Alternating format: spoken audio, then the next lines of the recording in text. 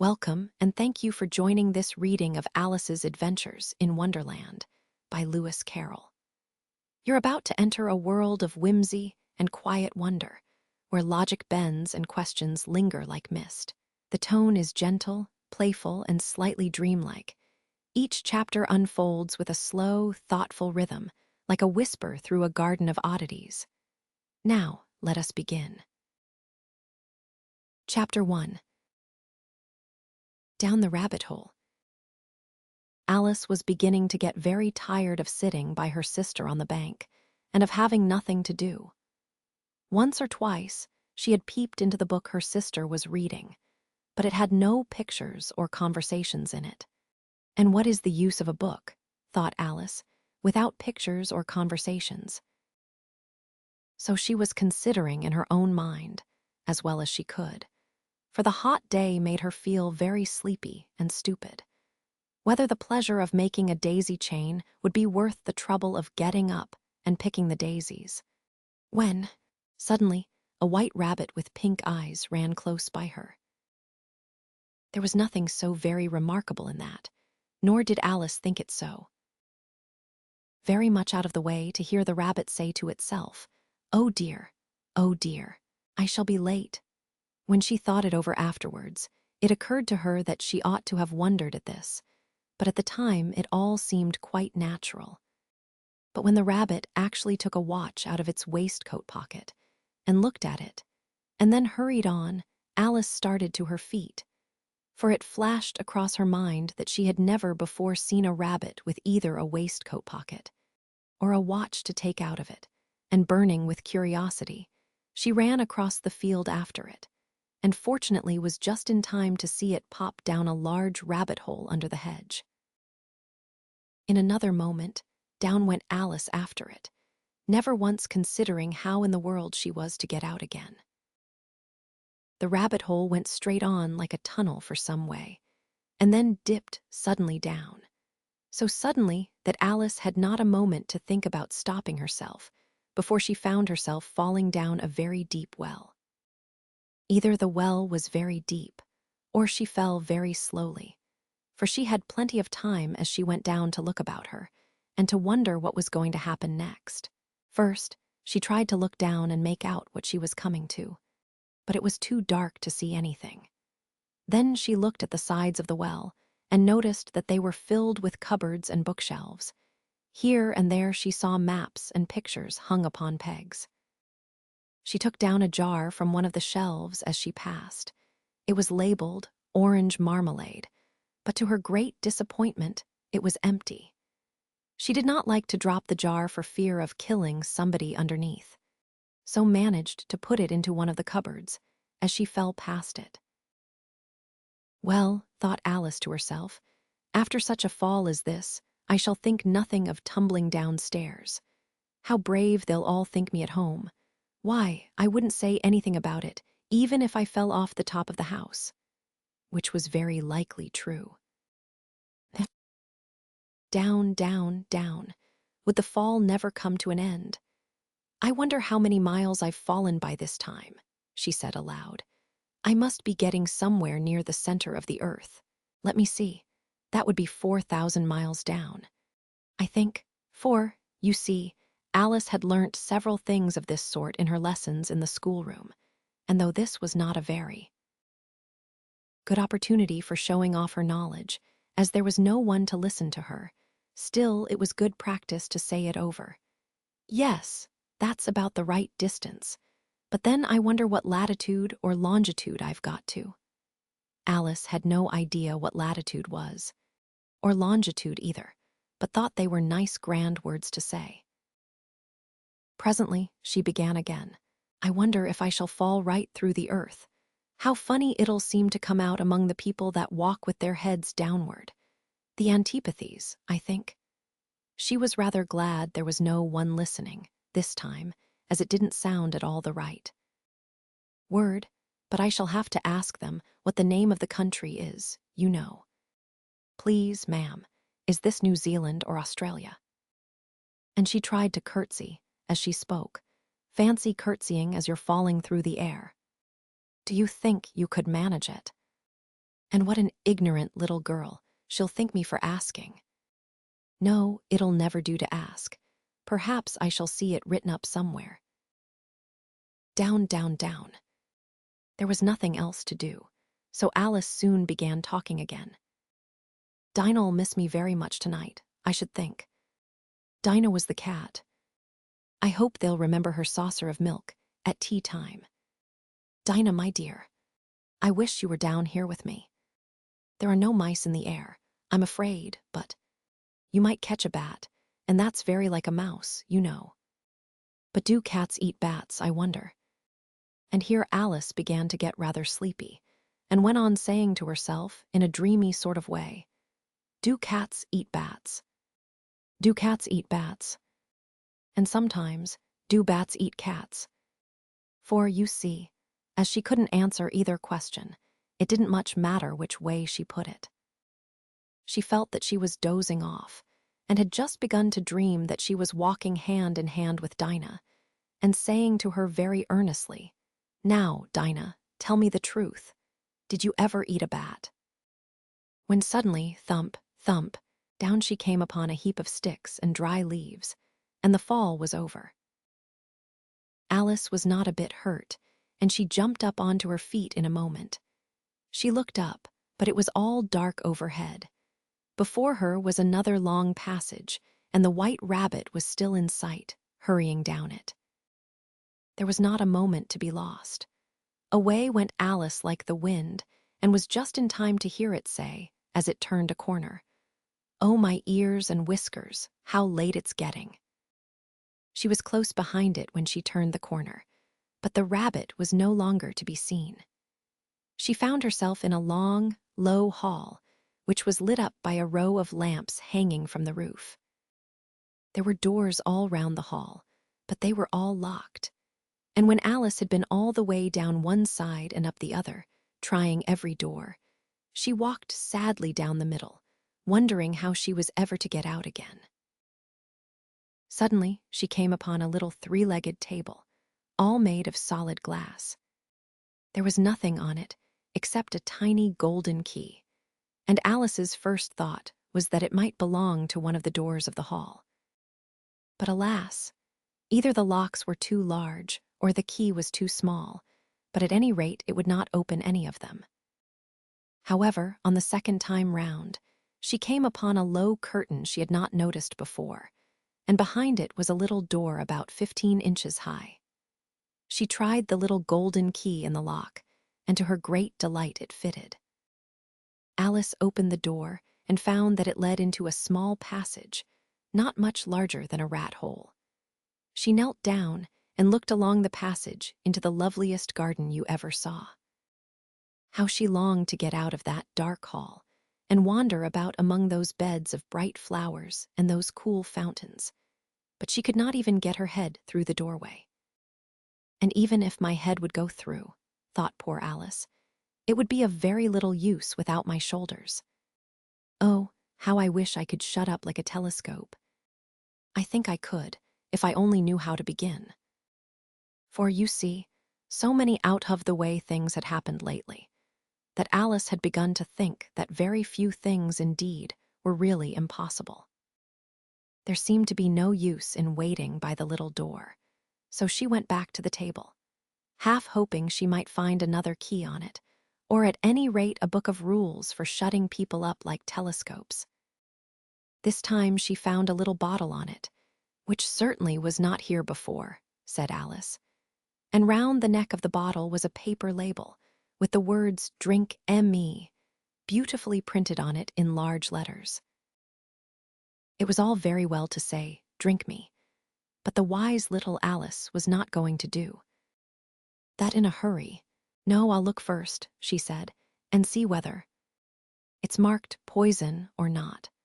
For she had read several nice little histories about children who had got burnt and eaten up by wild beasts and other unpleasant things, all because they would not remember the simple rules their friends had taught them, such as that a red-hot poker will burn you if you hold it too long, and that if you cut your finger very deeply with a knife, it usually bleeds, and she had never forgotten that, if you drink much from a bottle marked poison, it is almost certain to disagree with you sooner or later.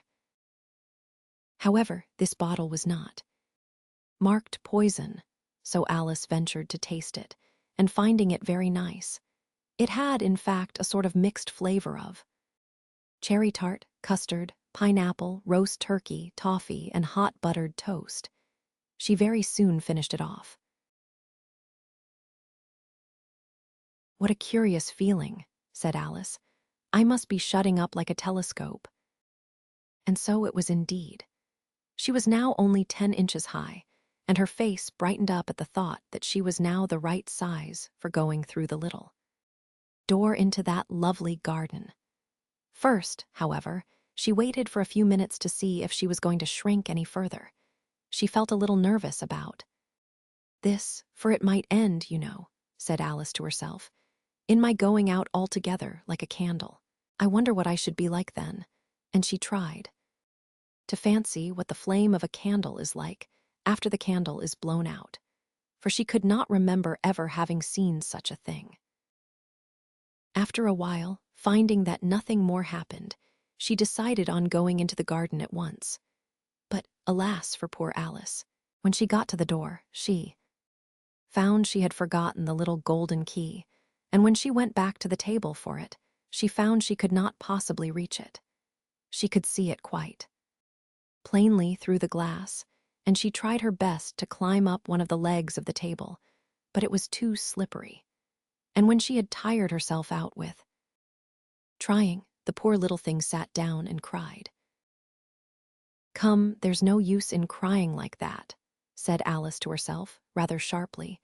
"I advise you to leave off this minute."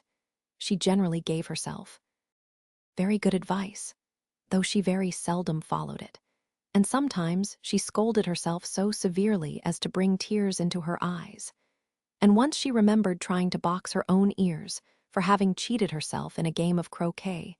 She was playing against herself, for this curious child was very fond of pretending to be two people. But it's no use now, thought poor Alice, to pretend to be two people. Why, there's hardly enough of me left to make one respectable person. Soon her eye fell on a little glass box that was lying under the table. She opened it and found in it a very small cake, on which the words "Eat me" were beautifully marked in currants. "Well, I'll eat it," said Alice, "and if it makes me grow larger, I can reach the key, and if it makes me grow smaller, I can creep under the door, so either way I'll get into the garden, and I don't care which happens." She ate a little bit and said anxiously to herself, "Which way? Which way?" holding her hand on the top of her head to feel which way it was growing, and she was quite surprised to find that she remained the same size. To be sure, this generally happens when one eats cake, but Alice had got so much into the way of expecting nothing but out of the way things to happen, that it seemed quite dull and stupid for life to go on in the common way. So she set to work, and very soon finished off the cake. Chapter 2. The Pool of Tears Curiouser and Curiouser. Cried Alice. She was so much surprised that for the moment she quite forgot how to speak good English. "Now I'm opening out like the largest telescope that ever was. Goodbye, feet." For when she looked down at her feet, they seemed to be almost out of sight. They were getting so far off. "Oh, my poor little feet. I wonder who will put on your shoes and stockings for you now, dears. I'm sure I shan't be able. I shall be a great deal too far off to trouble myself about you. You must manage the best way you can. But I must be kind to them," thought Alice, "or perhaps they won't walk the way I want to go. Let me see. I'll give them a new pair of boots every Christmas." And she went on planning to herself how she would manage it. They must go by the carrier, she thought, and how funny it'll seem, sending presents to one's own feet, and how odd the directions will look. Alice's right foot, Esquire, hearthrug near the fender, with Alice's love. Oh dear, what nonsense I'm talking. Just then her head struck against the roof of the hall. In fact, she was now more than 9 feet high, and she at once took up the little golden key and hurried off to the garden door. Poor Alice. It was as much as she could do, lying down on one side, to look through into the garden with one eye. But to get through was more hopeless than ever. She sat down and began to cry again. "You ought to be ashamed of yourself," said Alice. "A great girl like you." She might well say this, to go on crying in this way. "Stop this moment, I tell you." But she went on all the same, shedding gallons of tears, until there was a large pool all round her, about 4 inches deep and reaching half down the hall. After a time, she heard a little pattering of feet in the distance, and she hastily dried her eyes to see what was coming. It was the White Rabbit returning, splendidly dressed, with a pair of white kid gloves in one hand and a large fan in the other. He came trotting along in a great hurry, muttering to himself as he came, "Oh, the Duchess, the Duchess. Oh, won't she be savage if I've kept her waiting?" Alice felt so desperate that she was ready to ask help of anyone. So, when the rabbit came near her, she began, in a low, timid voice, "If you please, sir."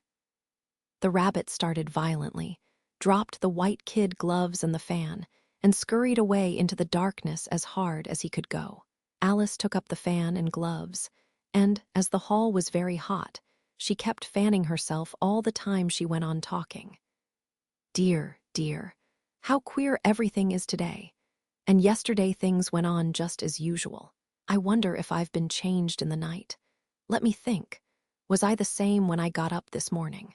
I almost think I can remember feeling a little different. But if I'm not the same, the next question is, who in the world am I? Ah, that's the great puzzle." And she began thinking over all the children she knew that were of the same age as herself, to see if she could have been changed for any of them.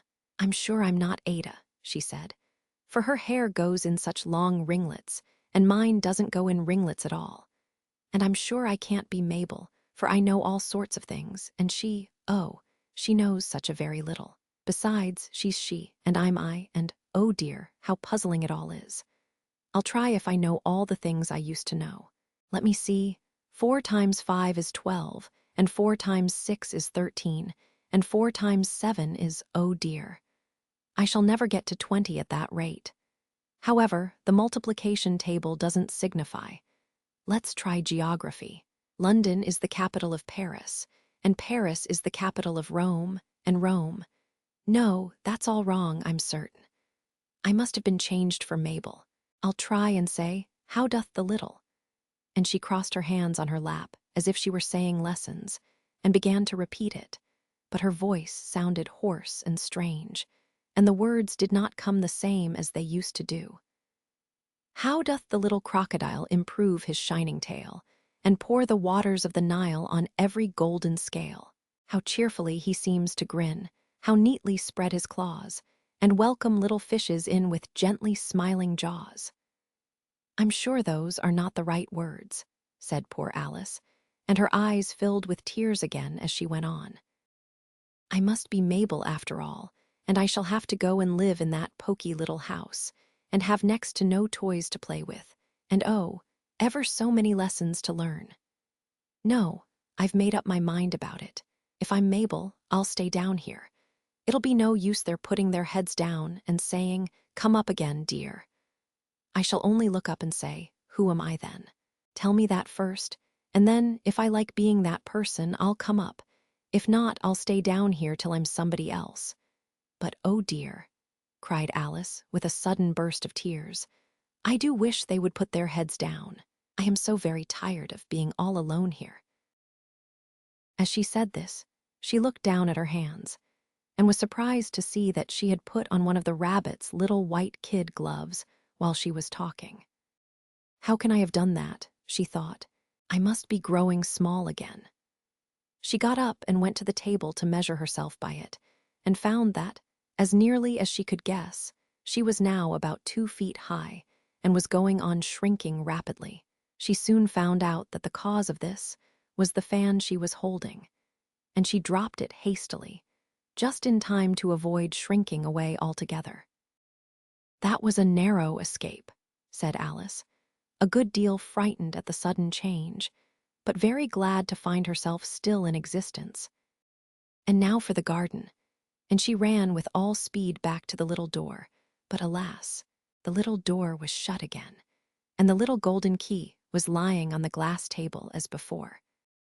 "And things are worse than ever," thought the poor child, "for I never was so small as this before, never, and I declare it's too bad that it is." As she said these words, her foot slipped, and in another moment, splash, she was up to her chin in salt water. Her first idea was that she had somehow fallen into the sea. "And in that case, I can go back by railway," she said to herself. Alice had been to the seaside once in her life, and had come to the general conclusion that wherever you go to on the English coast, you find a number of bathing machines in the sea, some children digging in the sand with wooden spades, then a row of lodging houses, and behind them a railway station. However, she soon made out that she was in the pool of tears which she had wept when she was 9 feet high. "I wish I hadn't cried so much," said Alice, as she swam about, trying to find her way out. "I shall be punished for it now, I suppose, by being drowned in my own tears. That will be a queer thing, to be sure. However, everything is queer today." Just then she heard something splashing about in the pool a little way off, and she swam nearer to make out what it was. At first, she thought it must be a walrus or hippopotamus, but then she remembered how small she was now, and she soon made out that it was only a mouse that had slipped in like herself. "Would it be of any use now," thought Alice, "to speak to this mouse? Everything is so out of the way down here that I should think very likely it can talk. At any rate, there's no harm in trying." So she began. "Oh, mouse, do you know the way out of this pool? I am very tired of swimming about here, oh mouse." Alice thought this must be the right way of speaking to a mouse.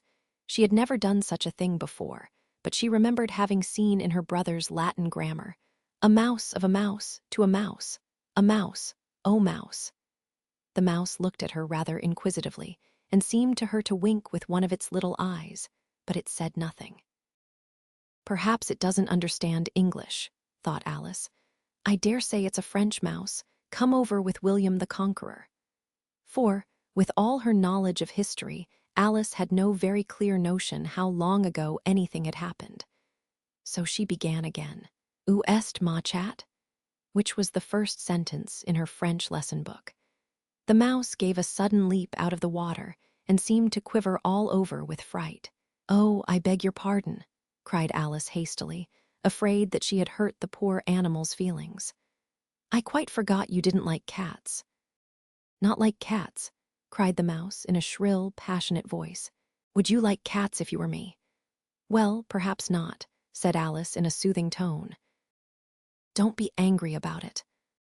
And yet, I wish I could show you our cat Dinah. I think you'd take a fancy to cats if you could only see her. She is such a dear quiet thing," Alice went on, half to herself, as she swam lazily about in the pool. "And she sits purring so nicely by the fire, licking her paws and washing her face. And she is such a nice, soft thing to nurse. And she's such a capital one for catching mice." "Oh, I beg your pardon," cried Alice again. For this time, the mouse was bristling all over, and she felt certain it must be really offended. "We won't talk about her any more if you'd rather not." "We indeed," cried the mouse, who was trembling down to the end of his tail. "As if I would talk on such a subject. Our family always hated cats, nasty, low, vulgar things." "Don't let me hear the name again." "I won't indeed," said Alice, in a great hurry to change the subject of conversation. Are you fond of dogs?" The mouse did not answer, so Alice went on eagerly. "There is such a nice little dog near our house I should like to show you. A little bright-eyed terrier, you know, with such long curly brown hair. And it'll fetch things when you throw them, and it'll sit up and beg for its dinner, and all sorts of things. I can't remember half of them, and it belongs to a farmer, you know, And he says it's so useful, it's worth £100. He says it kills all the rats and oh dear, cried Alice in a sorrowful tone. I'm afraid I've offended it again. For the mouse was swimming away from her as hard as it could go and making quite a commotion in the pool as it went. So she called softly after it, Mouse dear, do come back again, and we won't talk about cats or dogs either, if you don't like them. When the mouse heard this, it turned round and swam slowly back to her. Its face was quite pale, with passion, Alice thought, and it said in a low, trembling voice, Let us get to the shore, and then I'll tell you my history, and you'll understand why it is I hate cats and dogs. It was high time to go, for the pool was getting quite crowded with the birds and animals that had fallen into it. There were a duck and a dodo, a lory and an eaglet, and several other curious creatures. Alice led the way, and the whole party swam to the shore. Chapter 3. A Caucus-Race and a Long Tail. They were indeed a queer-looking party that assembled on the bank, the birds with draggled feathers, the animals with their fur clinging close to them, and all dripping wet, cross, and uncomfortable. The first question, of course, was how to get dry again. They had a consultation about this, and after a few minutes it seemed quite natural to Alice to find herself talking familiarly with them, as if she had known them all her life. Indeed, she had quite a long argument with the lory, who at last turned sulky, and would only say, I am older than you and must know better. And this Alice would not allow without knowing how old it was, and as the lory positively refused to tell its age, there was no more to be said. At last the mouse, who seemed to be a person of authority among them, called out, Sit down, all of you, and listen to me. I'll soon make you dry enough. They all sat down at once, in a large ring with the mouse in the middle. Alice kept her eyes anxiously fixed on it, for she felt sure she would catch a bad cold if she did not get dry very soon. Ahem, said the mouse with an important air. Are you all ready? This is the driest thing I know. Silence all round, if you please. William the Conqueror, whose cause was favored by the Pope, was soon submitted to by the English, who wanted leaders, and had been of late much accustomed to usurpation and conquest. Edwin and Morcar, the Earls of Mercia and Northumbria. Said the lory with a shiver. I beg your pardon, said the mouse, frowning but very politely. Did you speak? Not I, said the lory hastily. I thought you did, said the mouse. I proceed. Edwin and Morcar, the Earls of Mercia and Northumbria, declared for him, and even Stigand, the patriotic Archbishop of Canterbury, found it advisable. Found what? Said the duck. Found it, the mouse replied rather crossly. Of course you know what it means. I know what it means well enough, when I find a thing, said the duck. It's generally a frog or a worm. The question is, what did the Archbishop find? The mouse did not notice this question, but hurriedly went on. Found it advisable to go with Edgar Atheling to meet William and offer him the crown. William's conduct at first was moderate, but the insolence of his Normans. How are you getting on now, my dear? It continued, turning to Alice as it spoke. As wet as ever, said Alice in a melancholy tone. It doesn't seem to dry me at all. In that case, said the dodo solemnly, rising to its feet, I move that the meeting adjourn for the immediate adoption of more energetic remedies. Speak English, said the eaglet. I don't know the meaning of half those long words, and what's more, I don't believe you do either. And the eaglet bent down its head to hide a smile. Some of the other birds tittered audibly. What I was going to say, said the dodo in an offended tone, was that the best thing to get us dry would be a caucus-race. What is a caucus-race? Said Alice. Not that she wanted much to know, but the dodo had paused as if it thought that somebody ought to speak, and no one else seemed inclined to say anything. "Why," said the dodo, "the best way to explain it is to do it. And, as you might like to try the thing yourself, some winter day, I will tell you how the dodo managed it. First it marked out a race course in a sort of circle. The exact shape doesn't matter, it said. And then all the party were placed along the course, here and there. There was no 1, 2, 3, and away. But they began running when they liked, and left off when they liked, so that it was not easy to know when the race was over. However, when they had been running half an hour or so, and were quite dry again, the dodo suddenly called out, "The race is over." And they all crowded round it, panting and asking, "But who has won?" This question the dodo could not answer without a great deal of thought, and it sat for a long time with one finger pressed upon its forehead. The position in which you usually see Shakespeare, in the pictures of him, while the rest waited in silence. At last the dodo said, "Everybody has won, and all must have prizes." "But who is to give the prizes?" quite a chorus of voices asked. "Why, she, of course," said the dodo, pointing to Alice with one finger, and the whole party at once crowded round her, calling out in a confused way, "Prizes, prizes." Alice had no idea what to do, and in despair she put her hand in her pocket and pulled out a box of comfits. Luckily, the salt water had not got into it, and handed them round as prizes. There was exactly one apiece, all round. "But she must have a prize herself, you know," said the mouse. "Of course," the dodo replied very gravely. "What else have you got in your pocket?" he went on, turning to Alice. "Only a thimble," said Alice sadly. "Hand it over here," said the dodo. Then they all crowded round her once more, while the dodo solemnly presented the thimble, saying, "We beg your acceptance of this elegant thimble." And when it had finished this short speech, they all cheered. Alice thought the whole thing very absurd, but they all looked so grave that she did not dare to laugh. And, as she could not think of anything to say, she simply bowed and took the thimble, looking as solemn as she could. The next thing was to eat the comfits. This caused some noise and confusion, as the large birds complained that they could not taste theirs, and the small ones choked and had to be patted on the back. However, it was over at last, and they sat down again in a ring and begged the mouse to tell them something more. "You promised to tell me your history, you know," said Alice, "and why it is you hate C and D," she added in a whisper, half afraid that it would be offended again.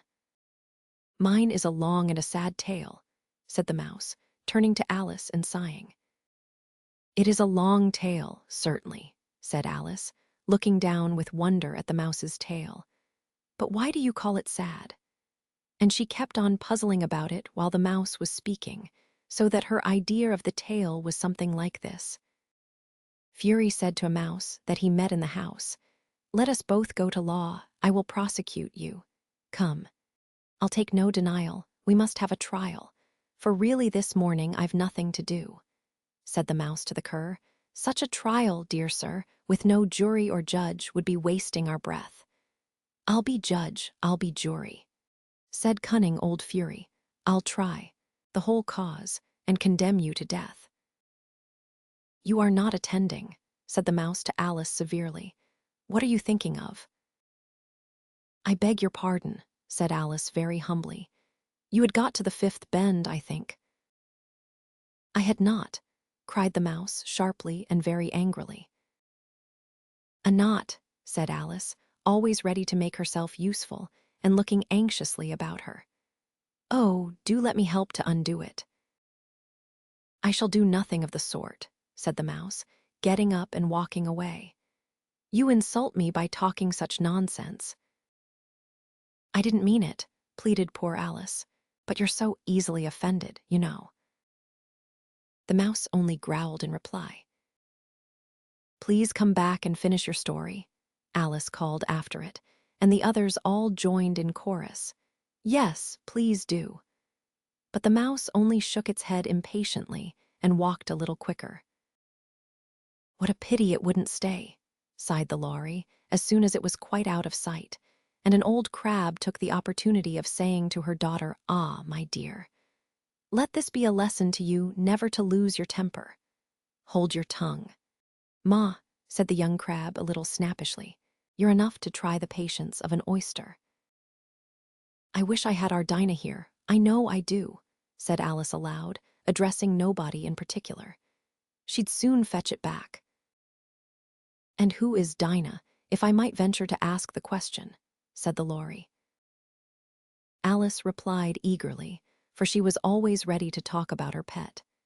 "Dinah's our cat, and she's such a capital one for catching mice you can't think. And oh, I wish you could see her after the birds. Why, she'll eat a little bird as soon as look at it." This speech caused a remarkable sensation among the party. Some of the birds hurried off at once. One old magpie began wrapping itself up very carefully, remarking, "I really must be getting home. The night air doesn't suit my throat." And a canary called out in a trembling voice to its children, "Come away, my dears. It's high time you were all in bed." On various pretexts, they all moved off, and Alice was soon left alone. "I wish I hadn't mentioned Dinah," she said to herself in a melancholy tone. "Nobody seems to like her down here, and I'm sure she's the best cat in the world. Oh, my dear Dinah, I wonder if I shall ever see you any more." And here poor Alice began to cry again, for she felt very lonely and low-spirited. In a little while, however, she again heard a little pattering of footsteps in the distance, and she looked up eagerly, half hoping that the mouse had changed his mind and was coming back to finish his story. Chapter 4. The Rabbit Sends in a Little Bill. It was the White Rabbit, trotting slowly back again and looking anxiously about as it went, as if it had lost something, and she heard it muttering to itself, "The Duchess. The Duchess.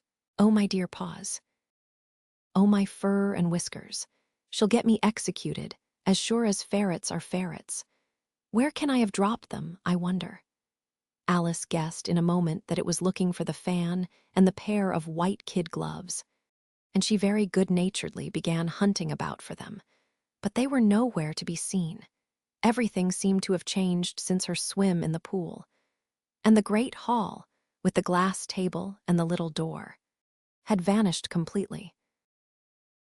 Very soon the rabbit noticed Alice as she went hunting about, and called out to her in an angry tone, "Why, Mary Ann, what are you doing out here?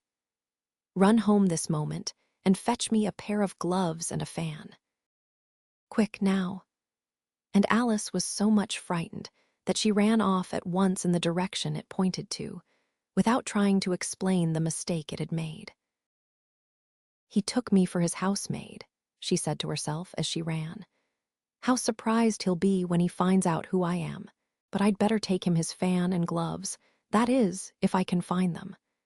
As she said this, she came upon a neat little house, on the door of which was a bright brass plate with the name W. Rabbit engraved upon it.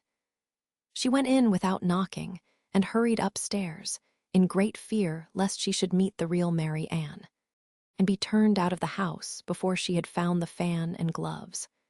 "How queer it seems," Alice said to herself, "to be going messages for a rabbit. I suppose Dinah'll be sending me on messages next." And she began fancying the sort of thing that would happen. "Miss Alice, come here directly and get ready for your walk. Coming in a minute, nurse.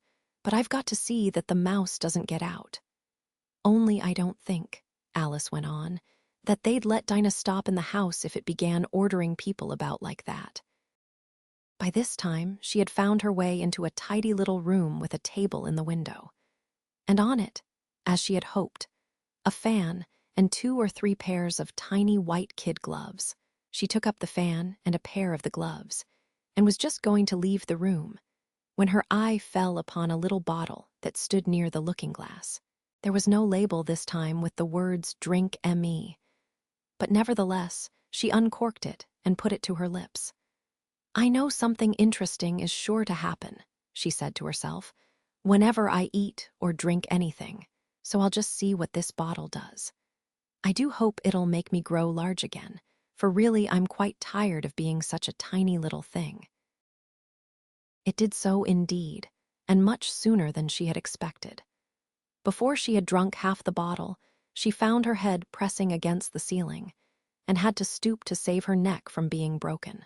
She hastily put down the bottle, saying to herself, "That's quite enough. I hope I shan't grow any more. As it is, I can't get out at the door. I do wish I hadn't drunk quite so much." Alas, it was too late to wish that. She went on growing, and very soon had to kneel down on the floor. In another minute, there was not even room for this, and she tried the effect of lying down with one elbow against the door and the other arm curled round her head. Still she went on growing, and as a last resource, she put one arm out of the window and one foot up the chimney, and said to herself, "Now I can do no more, whatever happens. What will become of me?" Luckily for Alice, the little magic bottle had now had its full effect, and she grew no larger. Still, it was very uncomfortable, and, as there seemed to be no sort of chance of her ever getting out of the room again, no wonder she felt unhappy. It was much pleasanter at home, thought poor Alice, when one wasn't always growing larger and smaller, and being ordered about by mice and rabbits. I almost wish I hadn't gone down that rabbit hole, and yet, it's rather curious, this sort of life. I do wonder what can have happened to me. When I used to read fairy tales, I fancied that kind of thing never happened, and now here I am in the middle of one. There ought to be a book written about me, that there ought. And when I grow up, I'll write one. But I'm grown up now, she added in a sorrowful tone. At least there's no room to grow up any more here. But then, thought Alice, shall I never get any older than I am now? That'll be a comfort. One way, never to be an old woman. But then, always to have lessons to learn. Oh, I shouldn't like that. Oh, you foolish Alice, she answered herself. How can you learn lessons in here? Why, there's hardly room for you, and no room at all for any lesson books. And so she went on, taking first one side and then the other, and making quite a conversation of it altogether. But after a few minutes, she heard a voice outside and stopped to listen. "Mary Ann, said the voice, "fetch me my gloves this moment." Then came a little pattering of feet on the stairs. Alice knew it was the rabbit coming to look for her, and she trembled till she shook the house, quite forgetting that she was now about 1,000 times as large as the rabbit, and had no reason to be afraid of it. Presently the rabbit came up to the door and tried to open it. But as the door opened inwards, and Alice's elbow was pressed hard against it, that attempt proved a failure. Alice heard it say to itself, "Then I'll go round and get in at the window." That you won't, thought Alice, and after waiting till she fancied she heard the rabbit just under the window, she suddenly spread out her hand and made a snatch in the air. She did not get hold of anything, but she heard a little shriek and a fall, and a crash of broken glass, from which she concluded that it was just possible it had fallen into a cucumber frame, or something of the sort. Next came an angry voice, the rabbit's. "Pat, Pat, where are you?" And then a voice she had never heard before, "Sure then I'm here. Digging for apples, your honor." "Digging for apples, indeed," said the rabbit angrily. "Here, come and help me out of this." Sounds of more broken glass. "Now tell me, Pat, what's that in the window?" "Sure, it's an arm, your honor." He pronounced it a rum. "An arm, you goose. Who ever saw one that size? Why, it fills the whole window." "Sure it does, your honor, but it's an arm for all that." "Well, it's got no business there, at any rate. Go and take it away." There was a long silence after this, and Alice could only hear whispers now and then, such as, "Sure, I don't like it, your honor, at all, at all." "Do as I tell you, you coward." And at last she spread out her hand again and made another snatch in the air. This time there were 2 little shrieks, and more sounds of broken glass. What a number of cucumber frames there must be, thought Alice. I wonder what they'll do next. As for pulling me out of the window, I only wish they could. I'm sure I don't want to stay in here any longer." She waited for some time without hearing anything more. At last came a rumbling of little cartwheels and the sound of a good many voices all talking together. She made out the words, "Where's the other ladder? Why, I hadn't to bring but one. Bill's got the other, Bill. Fetch it here, lad. Here, put 'em up at this corner, no, tie 'em together first. They don't reach half high enough yet, oh. They'll do well enough, don't be particular, here, Bill. Catch hold of this rope, will the roof bear? Mind that loose slate, oh, it's coming down. Heads below." A loud crash. Now, who did that? It was Bill, I fancy, who's to go down the chimney. "Nay, I shan't. You do it. That I won't then. Bill's to go down here, Bill. The master says you're to go down the chimney." "Oh, so Bill's got to come down the chimney, has he?" said Alice to herself. "Shy, they seem to put everything upon Bill. I wouldn't be in Bill's place for a good deal. This fireplace is narrow, to be sure, but I think I can kick a little." She drew her foot as far down the chimney as she could, and waited till she heard a little animal. She couldn't guess of what sort it was, scratching and scrambling about in the chimney close above her.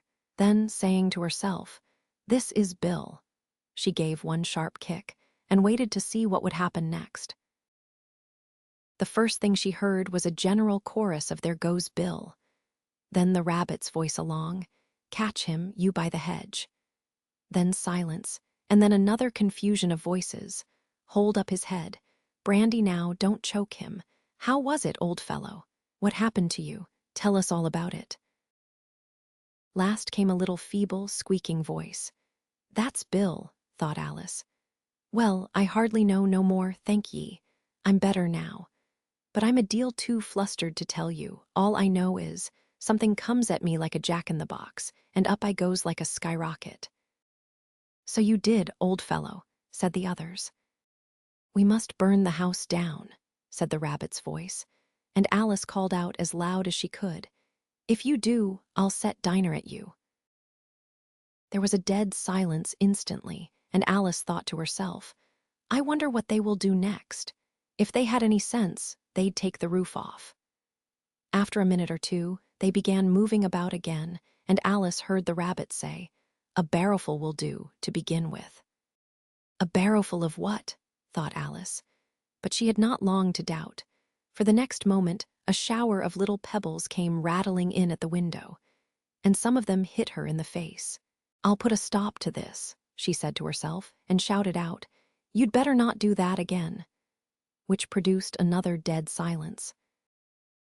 Alice noticed with some surprise that the pebbles were all turning into little cakes as they lay on the floor, and a bright idea came into her head.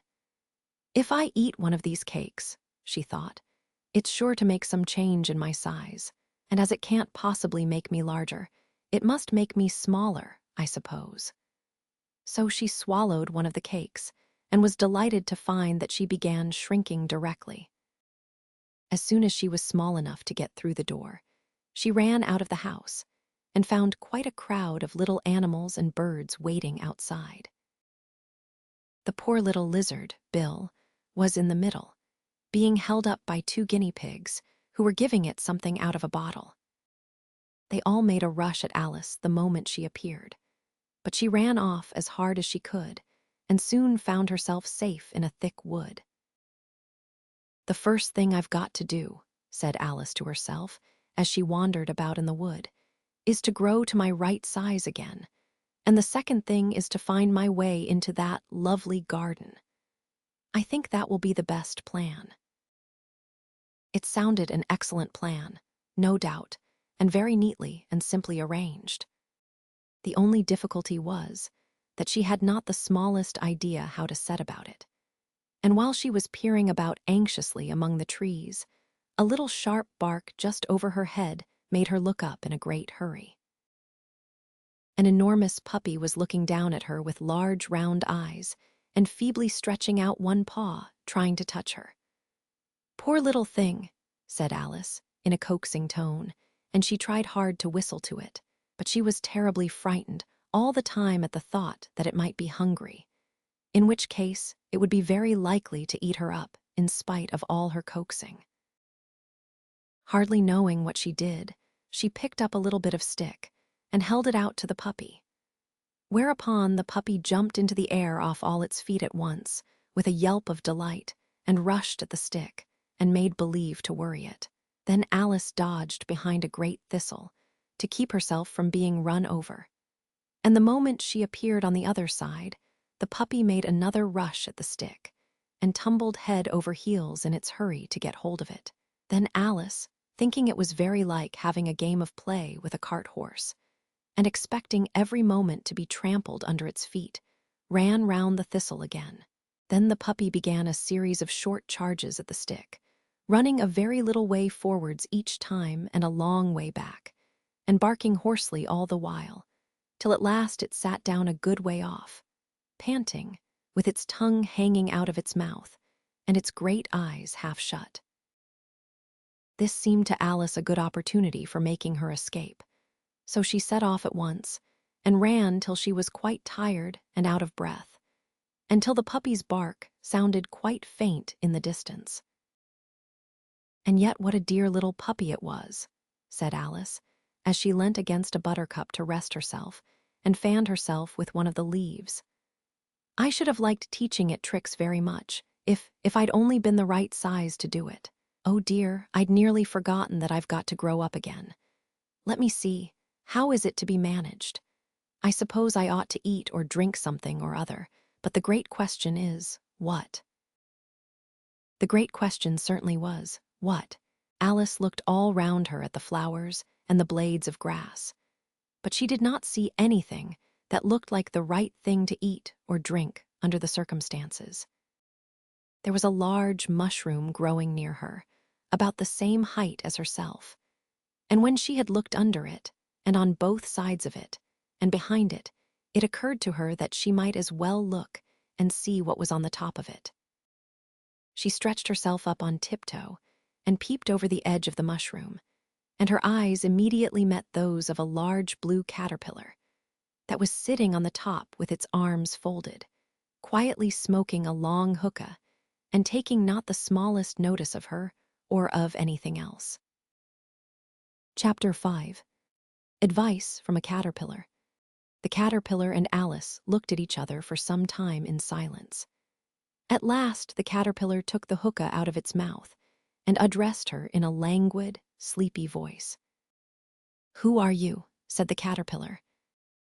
This was not an encouraging opening for a conversation. Alice replied, rather shyly, I hardly know, sir, just at present. At least I know who I was when I got up this morning, but I think I must have been changed several times since then." "What do you mean by that?" said the caterpillar sternly. "Explain yourself." "I can't explain myself, I'm afraid, sir," said Alice, "because I'm not myself, you see." "I don't see," said the caterpillar. "I'm afraid I can't put it more clearly," Alice replied very politely, "for I can't understand it myself to begin with, and being so many different sizes in a day is very confusing." "It isn't," said the caterpillar. "Well, perhaps you haven't found it so yet," said Alice. "But when you have to turn into a chrysalis, you will some day, you know, and then after that into a butterfly, I should think you'll feel it a little queer, won't you?" "Not a bit," said the caterpillar. "Well, perhaps your feelings may be different," said Alice. "All I know is, it would feel very queer to me." "You," said the caterpillar contemptuously, "who are you?" Which brought them back again to the beginning of the conversation. Alice felt a little irritated at the caterpillars making such very short remarks, and she drew herself up and said, very gravely, "I think you ought to tell me who you are first." "Why?" said the caterpillar. Here was another puzzling question, and as Alice could not think of any good reason, and as the caterpillar seemed to be in a very unpleasant state of mind, she turned away. "Come back," the caterpillar called after her. "I've something important to say." This sounded promising, certainly, Alice turned and came back again. "Keep your temper," said the caterpillar. "Is that all?" said Alice, swallowing down her anger as well as she could. "No," said the caterpillar. Alice thought she might as well wait, as she had nothing else to do. And perhaps after all it might tell her something worth hearing. For some minutes it puffed away without speaking, but at last it unfolded its arms, took the hookah out of its mouth again, and said, "So you think you're changed, do you?" "I'm afraid I am, sir," said Alice. "I can't remember things as I used, and I don't keep the same size for 10 minutes together." "Can't remember what things?" said the caterpillar. "Well, I've tried to say, 'How doth the little busy bee?' but it all came different." Alice replied in a very melancholy voice. "Repeat, 'You are old, Father William,'" said the caterpillar. Alice folded her hands and began. "You are old, Father William," the young man said, "and your hair has become very white. And yet you incessantly stand on your head. Do you think, at your age, it is right?" "In my youth," Father William replied to his son, "I feared it might injure the brain.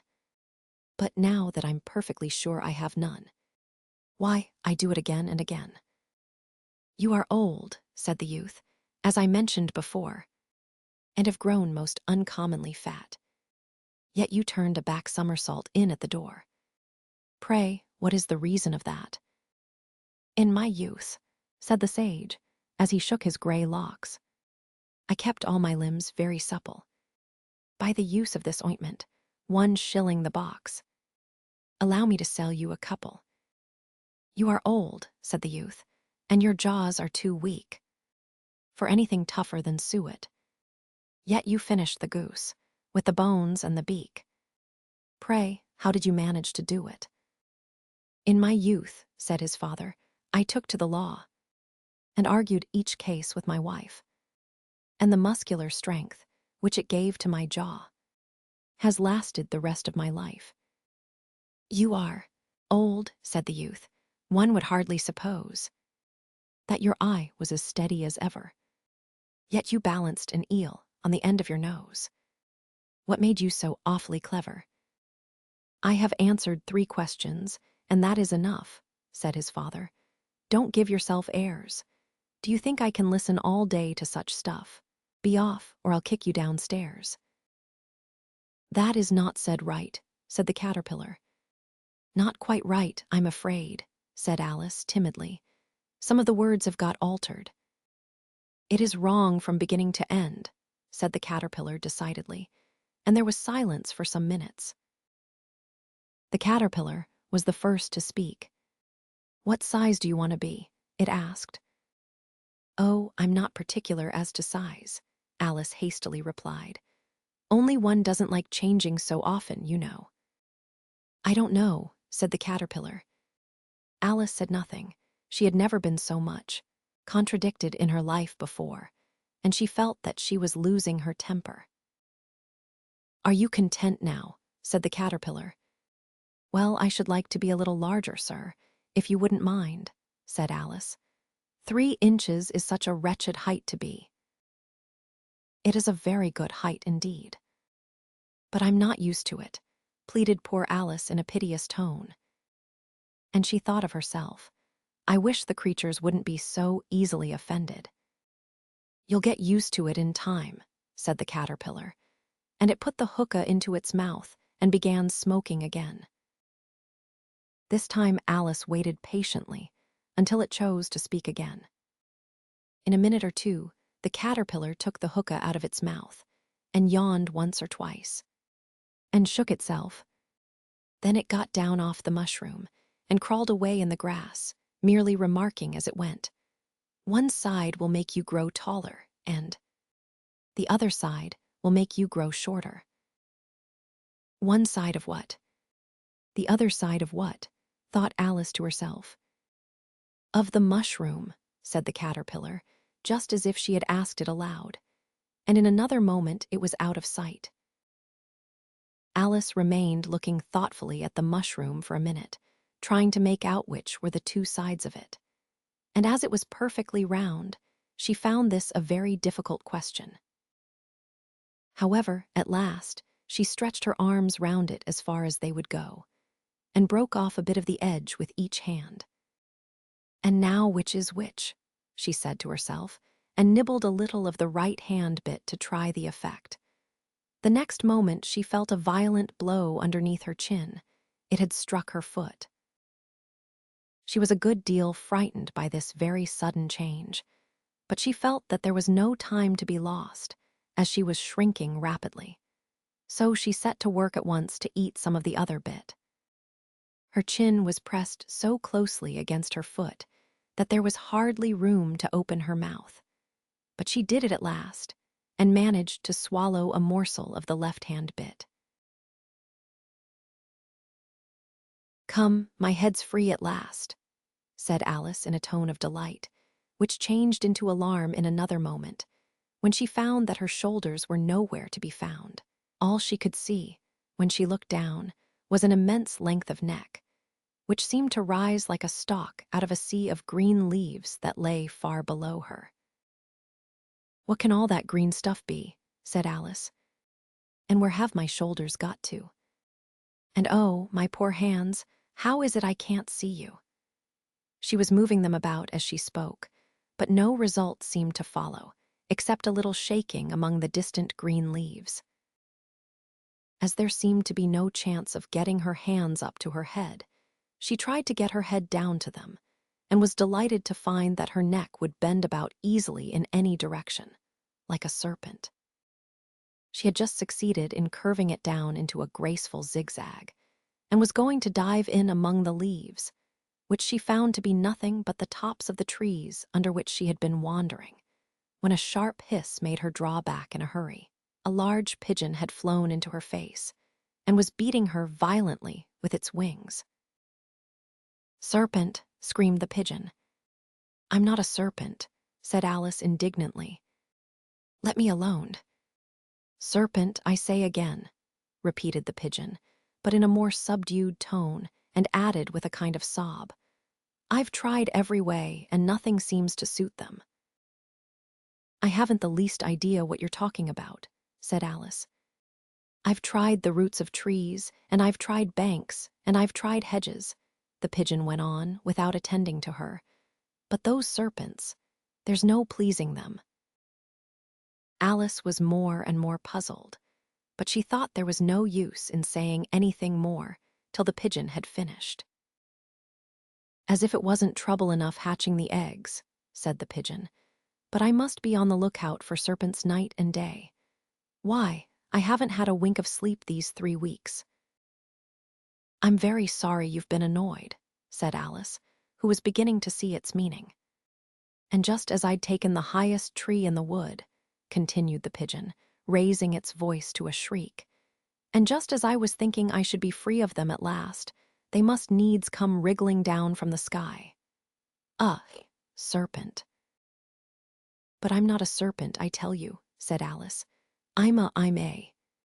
"Well, what are you?" said the pigeon. "I can see you're trying to invent something." I'm a little girl," said Alice, rather doubtfully, as she remembered the number of changes she had gone through that day. "A likely story indeed. I've seen a good many little girls in my time, but never with such a neck as that. No, no, you're a serpent, and there's no use denying it. I suppose you'll be telling me next that you never tasted an egg." "I have tasted eggs, certainly," said Alice, who was a very truthful child. "But little girls eat eggs quite as much as serpents do, you know." "I don't believe it," said the pigeon. "But if they do, why then they're a kind of serpent, that's all I can say." This was such a new idea to Alice that she was quite silent for a minute or two, which gave the pigeon the opportunity of adding, "You're looking for eggs."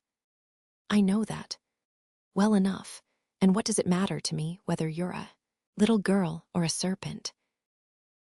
"It matters a good deal to me," said Alice hastily, "but I'm not looking for eggs as it happens, and if I was, I shouldn't want yours." I don't like them raw." "Well, be off then," said the pigeon in a sulky tone, as it settled down again into its nest. Alice crouched down among the trees as well as she could, for her neck kept getting entangled among the branches, and every now and then she had to stop and untwist it. After a while, she remembered that she still held the pieces of mushroom in her hands, and she set to work very carefully, nibbling first at one and then at the other, and growing sometimes taller and sometimes shorter, until she had succeeded in bringing herself down to her usual height. It was so long since she had been anything near the right size that it felt quite strange at first, but she got used to it in a few minutes and began talking to herself as usual. "Come, there's half my plan done now. How puzzling all these changes are. I'm never sure what I'm going to be, from one minute to another. However, I've got back to my right size. The next thing is to get into that beautiful garden. How is that to be done, I wonder?" As she said this, she came suddenly upon an open place, with a little house in it about 4 feet high.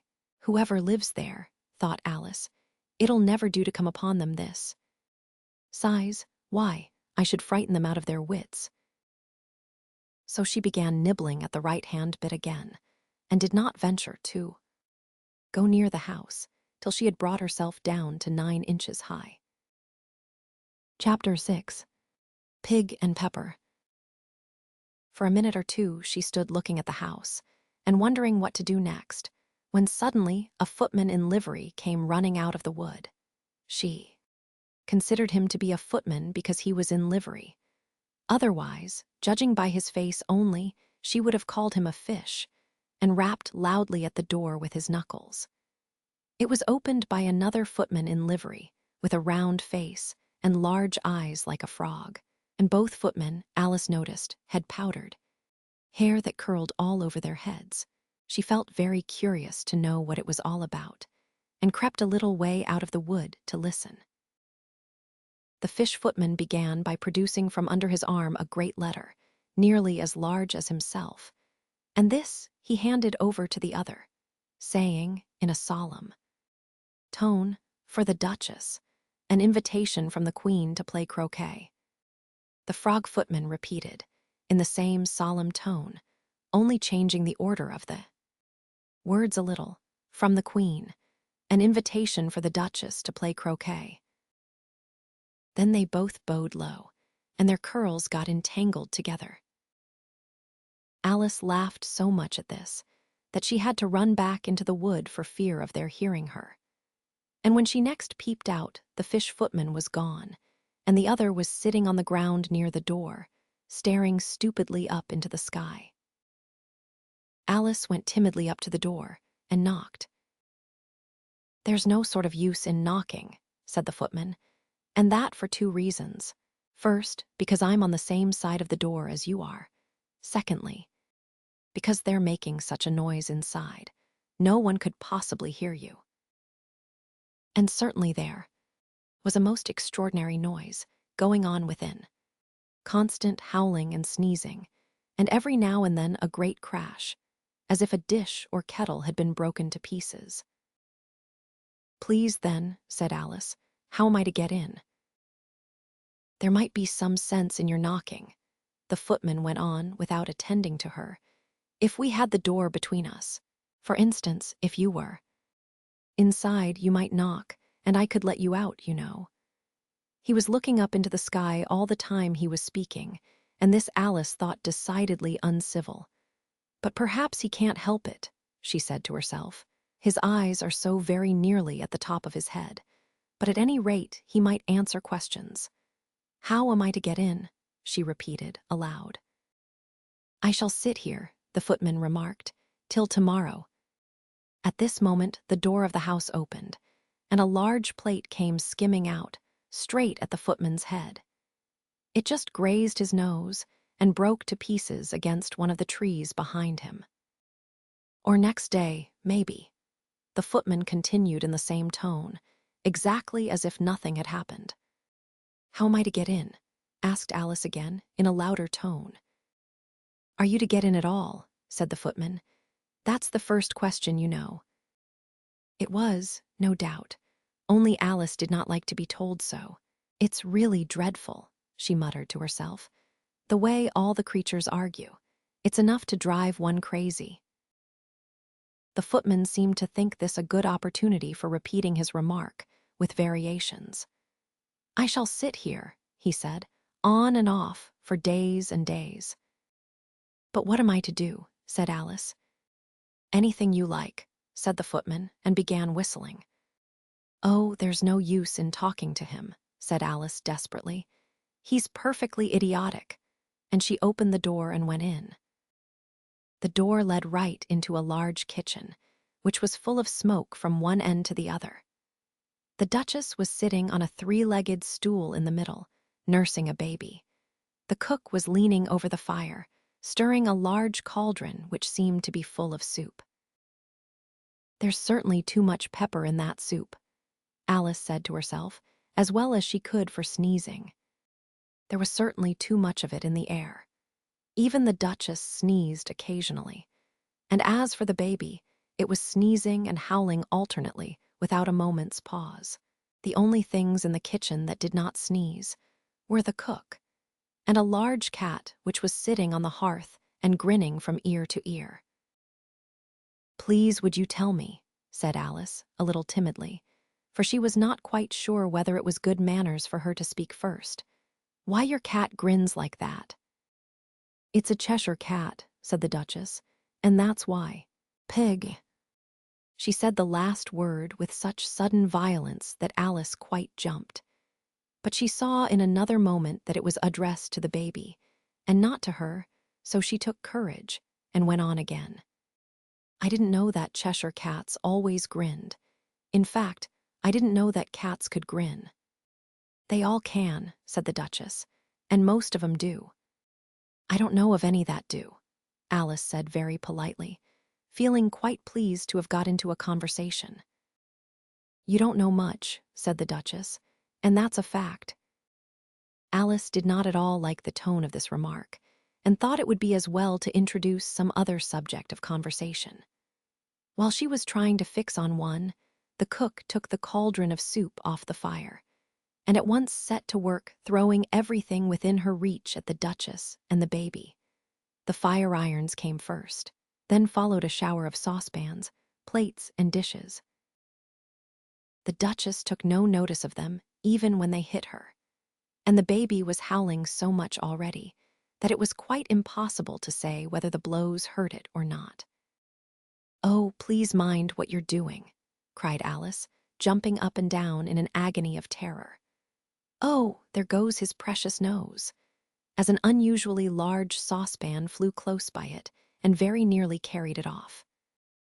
"If everybody minded their own business," the Duchess said in a hoarse growl, "the world would go round a deal faster than it does."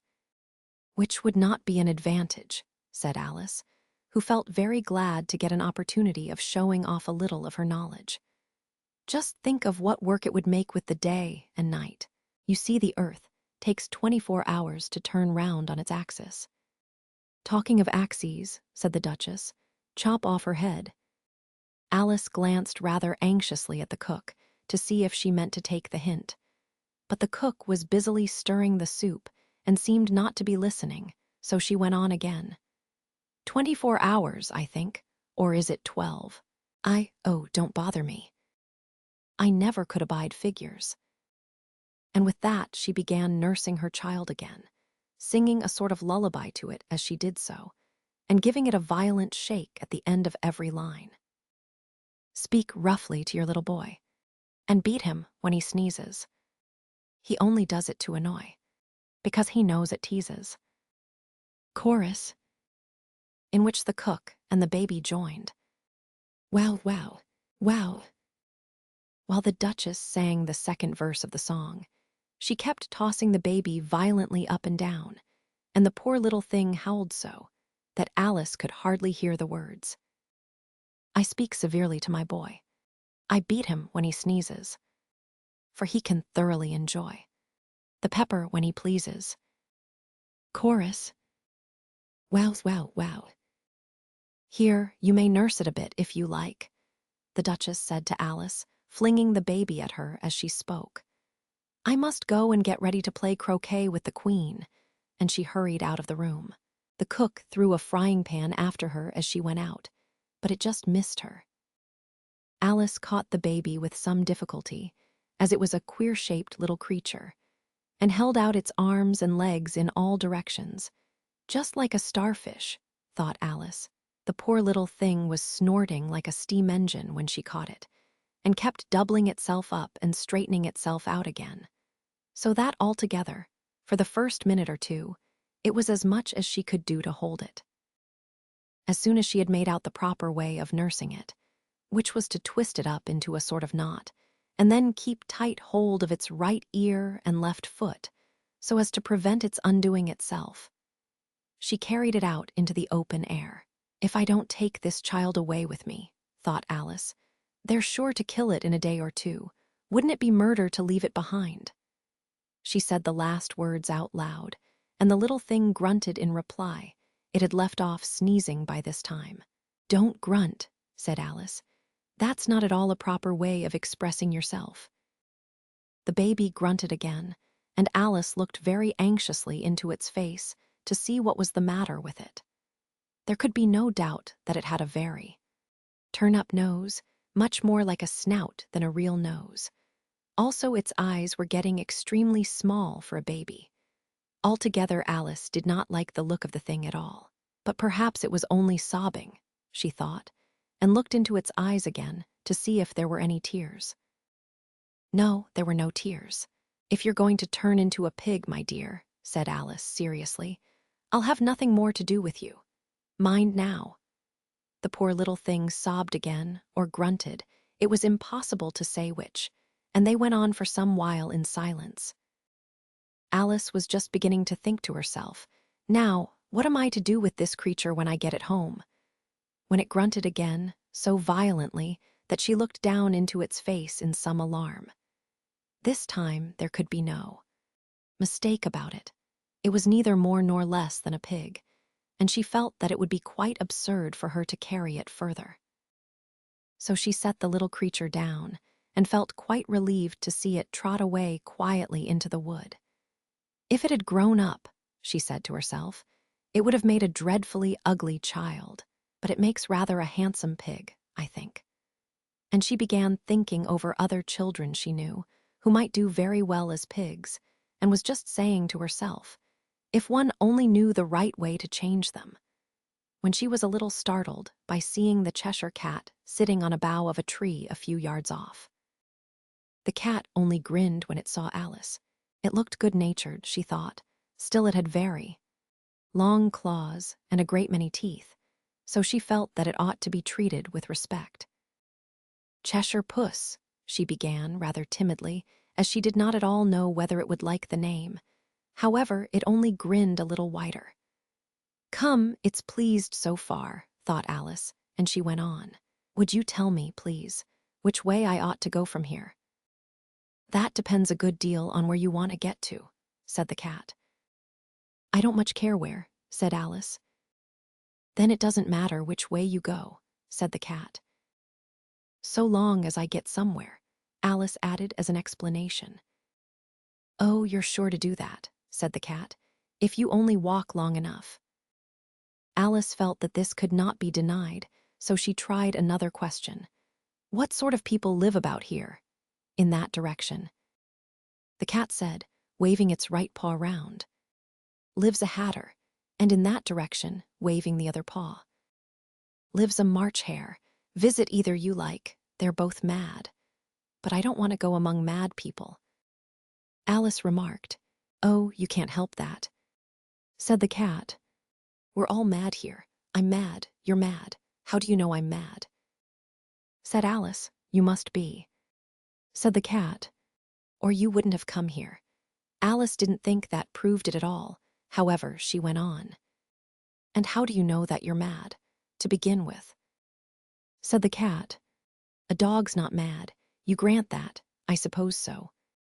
said Alice. Well then, the cat went on. You see, a dog growls when it's angry and wags its tail when it's pleased. Now I growl when I'm pleased and wag my tail when I'm angry. Therefore I'm mad. I call it purring, not growling. Said Alice. Call it what you like. Said the cat. Do you play croquet with the queen today? I should like it very much. Said Alice. But I haven't been invited yet. You'll see me there. Said the cat and vanished. Alice was not much surprised at this. She was getting so used to queer things happening. While she was looking at the place where it had been, it suddenly appeared again. By the by, what became of the baby? Said the cat. I'd nearly forgotten to ask. It turned into a pig. Alice quietly said, just as if it had come back in a natural way. I thought it would. Said the cat, and vanished again. Alice waited a little, half expecting to see it again. But it did not appear, and after a minute or two she walked on in the direction in which the March Hare was said to live. I've seen hatters before, she said to herself. The March Hare will be much the most interesting, and perhaps as this is May it won't be raving mad, at least not so mad as it was in March. As she said this, she looked up, and there was the cat again, sitting on a branch of a tree. Did you say pig or fig? Said the cat. I said pig. Replied Alice. And I wish you wouldn't keep appearing and vanishing so suddenly. You make one quite giddy. All right, said the cat. And this time it vanished quite slowly, beginning with the end of the tail and ending with the grin, which remained some time after the rest of it had gone. Well, I've often seen a cat without a grin, thought Alice, but a grin without a cat. It's the most curious thing I ever saw in my life. She had not gone much farther before she came in sight of the house of the March Hare. She thought it must be the right house, because the chimneys were shaped like ears and the roof was thatched with fur. It was so large a house that she did not like to go nearer till she had nibbled some more of the left-hand bit of mushroom and raised herself to about 2 feet high. Even then she walked up towards it rather timidly, saying to herself, suppose it should be raving mad after all. I almost wish I'd gone to see the Hatter instead. Chapter 7. A mad tea party. There was a table set out under a tree in front of the house, and the March Hare and the Hatter were having tea at it. A dormouse was sitting between them, fast asleep, and the other two were using it as a cushion, resting their elbows on it and talking over its head. Very uncomfortable for the dormouse, thought Alice. Only, as it's asleep, I suppose it doesn't mind. The table was a large one, but the three were all crowded together at one corner of it. No room, no room, they cried out when they saw Alice coming. There's plenty of room, said Alice indignantly, and she sat down in a large armchair at one end of the table. Have some wine, the March Hare said in an encouraging tone. Alice looked all round the table, but there was nothing on it but tea. I don't see any wine, she remarked. There isn't any, said the March Hare. Then it wasn't very civil of you to offer it, said Alice angrily. It wasn't very civil of you to sit down without being invited, said the March Hare. I didn't know it was your table, said Alice. It's laid for a great many more than 3. Your hair wants cutting, said the Hatter. He had been looking at Alice for some time with great curiosity, and this was his first speech. You should learn not to make personal remarks, Alice said with some severity. It's very rude. The Hatter opened his eyes very wide on hearing this, but all he said, come, we shall have some fun now.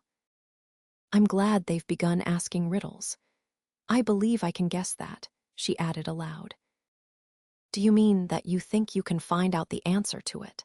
Said the March Hare. Exactly so, said Alice. Then you should say what you mean, the March Hare went on. I do, Alice hastily replied. At least I mean what I say. That's the same thing, you know. Not the same thing a bit, said the Hatter. You might just as well say that I see what I eat is the same thing as I eat what I see. You might just as well say, added the March Hare, that I like what I get is the same thing as I get what I like. You might just as well say, added the Dormouse, who seemed to be talking in his sleep, that I breathe when I sleep is the same thing as I sleep when I breathe. It is the same thing with you, said the Hatter, and here the conversation dropped, and the party sat silent for a minute, while Alice thought over all she could remember about ravens and writing desks, which wasn't much. The Hatter was the first to break the silence. "What day of the month is it?" he said, turning to Alice. He had taken his watch out of his pocket and was looking at it uneasily, shaking it every now and then and holding it to his ear. Alice considered a little, and then said the 4th. "2 days wrong," sighed the Hatter. "I told you butter wouldn't suit the works," he added, looking angrily at the March Hare. "It was the best butter," the March Hare meekly replied. "Yes, but some crumbs must have got in as well," the Hatter grumbled. "You shouldn't have put it in with the bread knife." The March Hare took the watch and looked at it gloomily. Then he dipped it into his cup of tea and looked at it again. But he could think of nothing better to say than his first remark. It was the best butter, you know. Alice had been looking over his shoulder with some curiosity. "What a funny watch," she remarked. "It tells the day of the month and doesn't tell what o'clock it is." "Why should it?" muttered the Hatter. "Does your watch tell you what year it is?" "Of course not," Alice replied very readily. "But that's because it stays the same year for such a long time together." "Which is just the case with mine," said the Hatter. Alice felt dreadfully puzzled. The Hatter's remark seemed to have no sort of meaning in it, and yet it was certainly English. "I don't quite understand you," she said, as politely as she could. "The Dormouse is asleep again," said the Hatter, and he poured a little hot tea upon its nose. The Dormouse shook its head impatiently and said, without opening its eyes, of course, just what I was going to remark myself." "Have you guessed the riddle yet?" the Hatter said, turning to Alice again. "No, I give it up," Alice replied. "What's the answer?" "I haven't the slightest idea," said the Hatter. "Nor I," said the March Hare. Alice sighed wearily. "I think you might do something better with the time," she said, "than waste it in asking riddles that have no answers." "If you knew time as well as I do," said the Hatter, "you wouldn't talk about wasting it. It's him." "I don't know what you mean," said Alice. "Of course you don't," the Hatter said, tossing his head contemptuously. "I dare say you never even spoke to time." "Perhaps not," Alice cautiously replied. "But I know I have to beat time when I learn music." "Ah, that accounts for it," said the Hatter. "He won't stand beating. Now, if you only kept on good terms with him, he'd do almost anything you liked with the clock. For instance, suppose it were 9 o'clock in the morning, just time to begin lessons. You'd only have to whisper a hint to time, and round goes the clock in a twinkling. 1:30, time for dinner." "I only wish it was," the March Hare said to itself in a whisper. "That would be grand, certainly," said Alice thoughtfully. "But then, I shouldn't be hungry for it, you know." "Not at first, perhaps," said the Hatter. "But you could keep it to 1:30 as long as you liked." "Is that the way you manage?" Alice asked.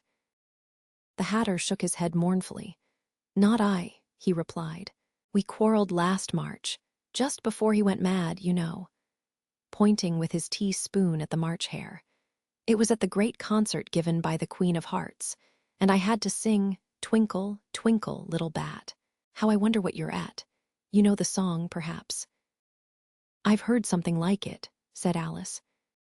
"It goes on, you know," the Hatter continued, "in this way. Up above the world you fly, like a tea tray in the sky. Twinkle, twinkle." Here the Dormouse shook itself and began singing in its sleep, "Twinkle, twinkle, twinkle, twinkle," and went on so long that they had to pinch it to make it stop. Well, I'd hardly finished the first verse, said the Hatter, when the Queen jumped up and bawled out, "He's murdering the time. Off with his head." "How dreadfully savage," exclaimed Alice.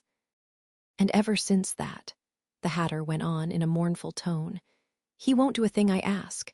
It's always 6 o'clock now." A bright idea came into Alice's head. "Is that the reason so many tea things are put out here?" she asked. "Yes, that's it," said the Hatter with a sigh. "It's always tea time, and we've no time to wash the things between whiles." "Then you keep moving round, I suppose," said Alice. "Exactly so," said the Hatter, "as the things get used up." "But what happens when you come to the beginning again?" Alice ventured to ask. "Suppose we change the subject," the March Hare interrupted, yawning. "I'm getting tired of this. I vote the young lady tells us a story." "I'm afraid I don't know one," said Alice, rather alarmed at the proposal. "Then the Dormouse shall," they both cried. "Wake up, Dormouse!" And they pinched it on both sides at once.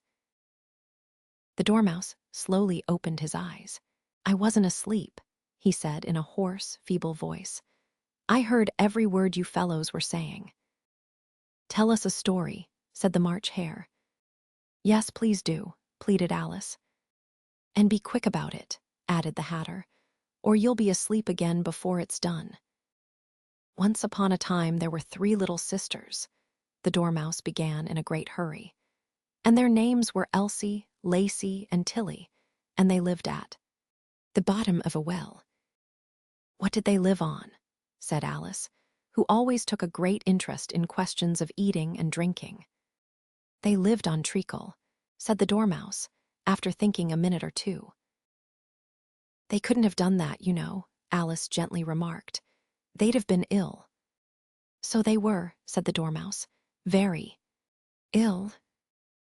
Alice tried to fancy to herself what such an extraordinary way of living would be like, but it puzzled her too much, so she went on.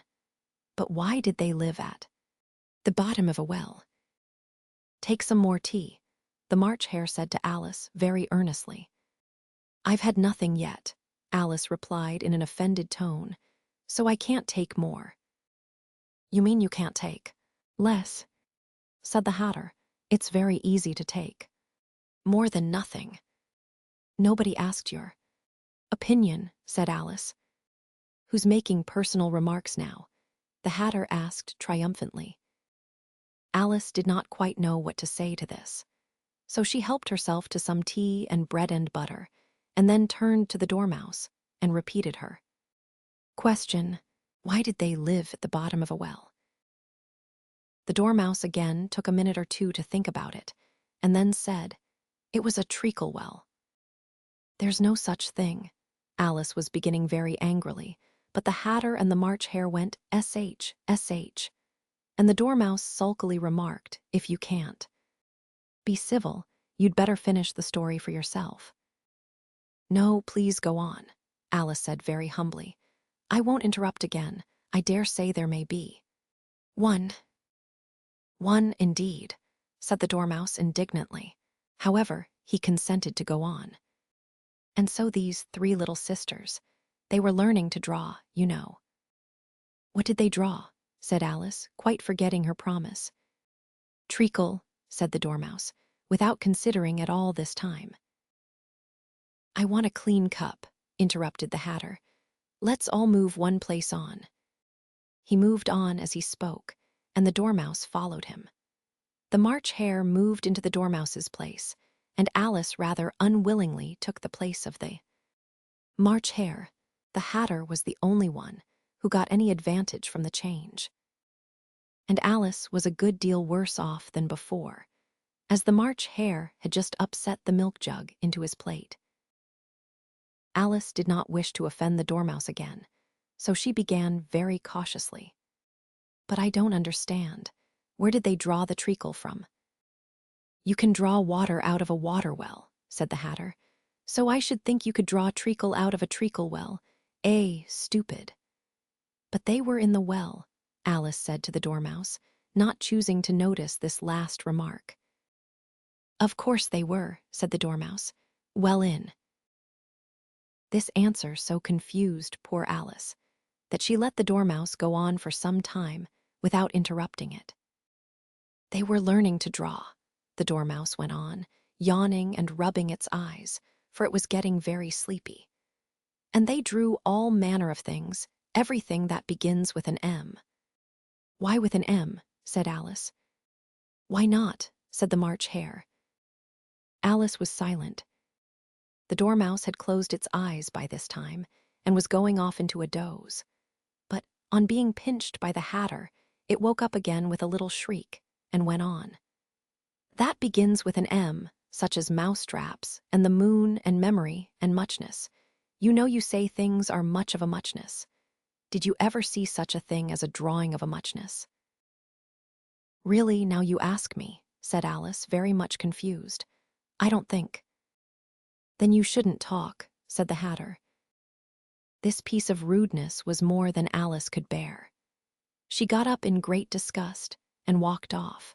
The Dormouse fell asleep instantly, and neither of the others took the least notice of her going, though she looked back once or twice, half hoping that they would call after her. The last time she saw them, they were trying to put the Dormouse into the teapot. "At any rate, I'll never go there again," said Alice as she picked her way through the wood. "It's the stupidest tea party I ever was at in all my life." Just as she said this, she noticed that one of the trees had a door leading right into it. "That's very curious," she thought, "but everything's curious today. I think I may as well go in at once." And in she went. Once more she found herself in the long hall and close to the little glass table. "Now, I'll manage better this time," she said to herself, and began by taking the little golden key and unlocking the door that led into the garden. Then she went to work nibbling at the mushroom. She had kept a piece of it in her pocket, till she was about a foot high. Then she walked down the little passage, and then she found herself at last in the beautiful garden, among the bright flower beds and the cool fountains. Chapter 8. The Queen's Croquet-Ground. A large rose tree stood near the entrance of the garden. The roses growing on it were white, but there were 3 gardeners at it, busily painting them red. Alice thought this a very curious thing, and she went nearer to watch them, and just as she came up to them she heard one of them say, "Look out now, 5. Don't go splashing paint over me like that." "I couldn't help it," said 5 in a sulky tone. "7 jogged my elbow." On which 7 looked up and said, "That's right, 5. Always lay the blame on others." "You'd better not talk," said 5. "I heard the Queen say only yesterday you deserved to be beheaded." "What for?" said the one who had spoken first. "That's none of your business, too," said 7. "Yes, it is his business," said 5, "and I'll tell him. It was for bringing the cooked tulip roots instead of onions." 7 flung down his brush, and had just begun, well, of all the unjust things, when his eye chanced to fall upon Alice, as she stood watching them, and he checked himself suddenly. The others looked round also, and all of them bowed low. "Would you tell me," said Alice, a little timidly, "why you are painting those roses?" 5 and 7 said nothing, but looked at 2. 2 began in a low voice. "Why, the fact is, you see, miss, this here ought to have been a red rose tree, and we put a white one in by mistake. And if the Queen was to find it out, we should all have our heads cut off, you know. So you see, miss, we're doing our best afore she comes, too." At this moment 5, who had been anxiously looking across the garden, called out, "The Queen, the Queen." And the 3 gardeners instantly threw themselves flat upon their faces. There was a sound of many footsteps, and Alice looked round, eager to see the Queen. First came 10 soldiers carrying clubs. These were all shaped like the 3 gardeners, oblong and flat, with their hands and feet at the corners. Next, the 10 courtiers. These were ornamented all over with diamonds, and walked 2 and 2, as the soldiers did. After these came the royal children. There were 10 of them, and the little deers came jumping merrily along hand in hand, in couples. They were all ornamented with hearts. Next came the guests, mostly kings and queens, and among them Alice recognized the white rabbit. It was talking in a hurried, nervous manner, smiling at everything that was said, and went by without noticing her. Then followed the Knave of Hearts, carrying the king's crown on a crimson velvet cushion.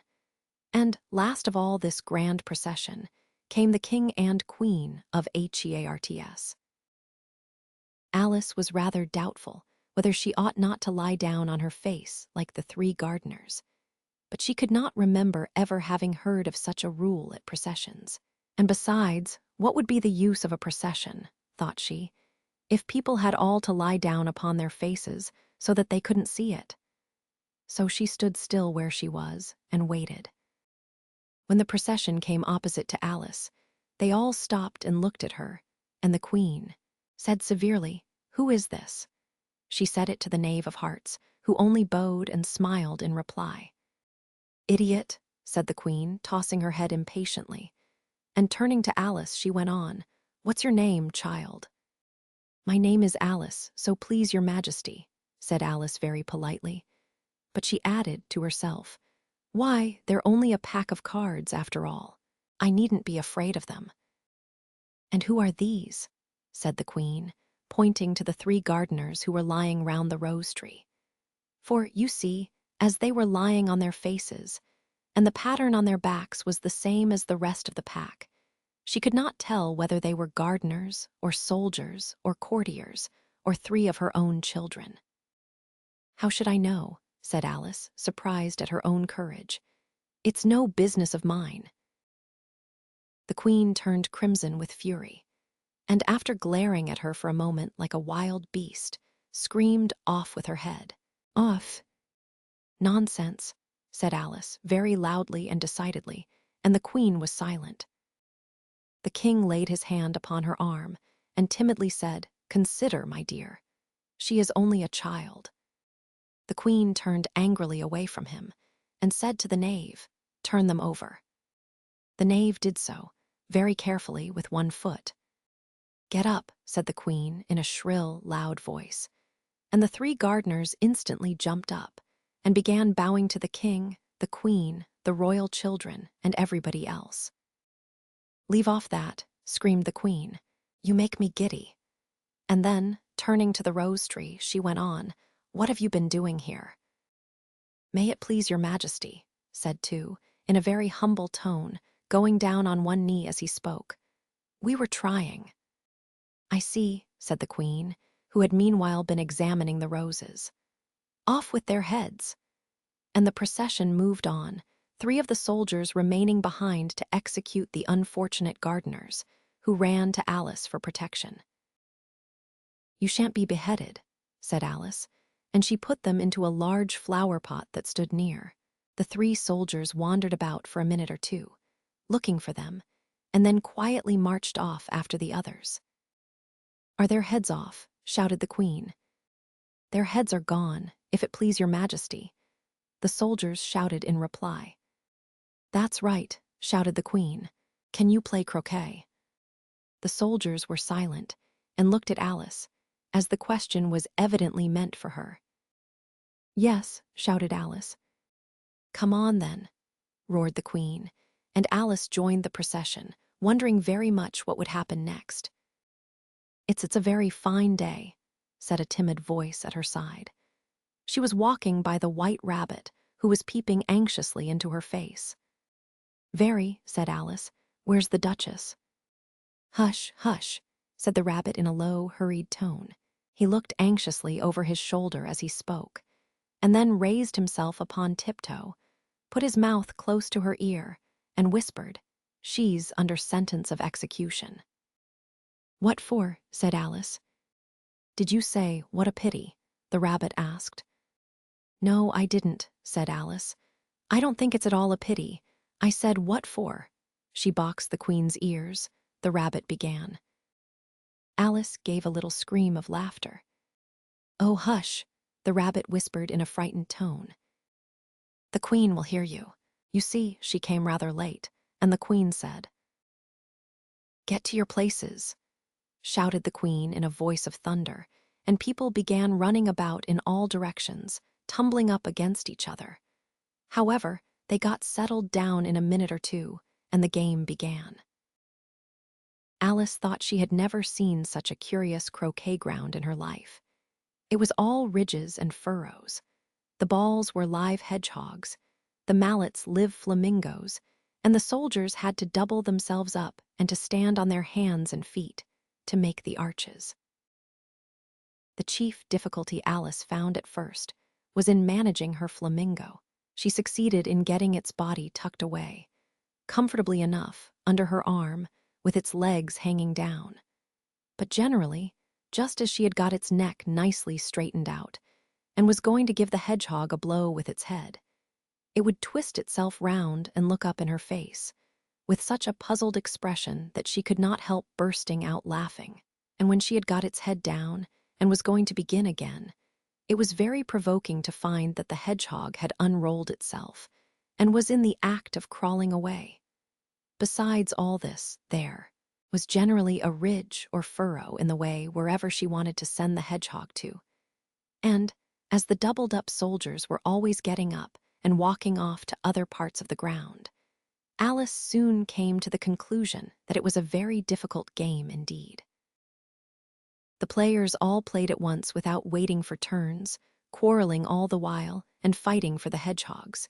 And in a very short time, the queen was in a furious passion and went stamping about and shouting off with his head, or off with her head, about once in a minute. Alice began to feel very uneasy. To be sure, she had not as yet had any dispute with the queen, but she knew that it might happen any minute. And then, thought she, what would become of me? They're dreadfully fond of beheading people here. The great wonder is that there's anyone left alive. She was looking about for some way of escape, and wondering whether she could get away without being seen, when she noticed a curious appearance in the air. It puzzled her very much at first, but after watching it a minute or two, she made it out to be a grin, and she said to herself, "It's the Cheshire Cat. Now I shall have somebody to talk to." "How are you getting on?"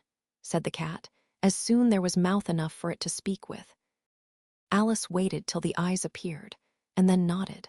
"It's no use speaking to it," she thought, "till its ears have come, or at least one of them."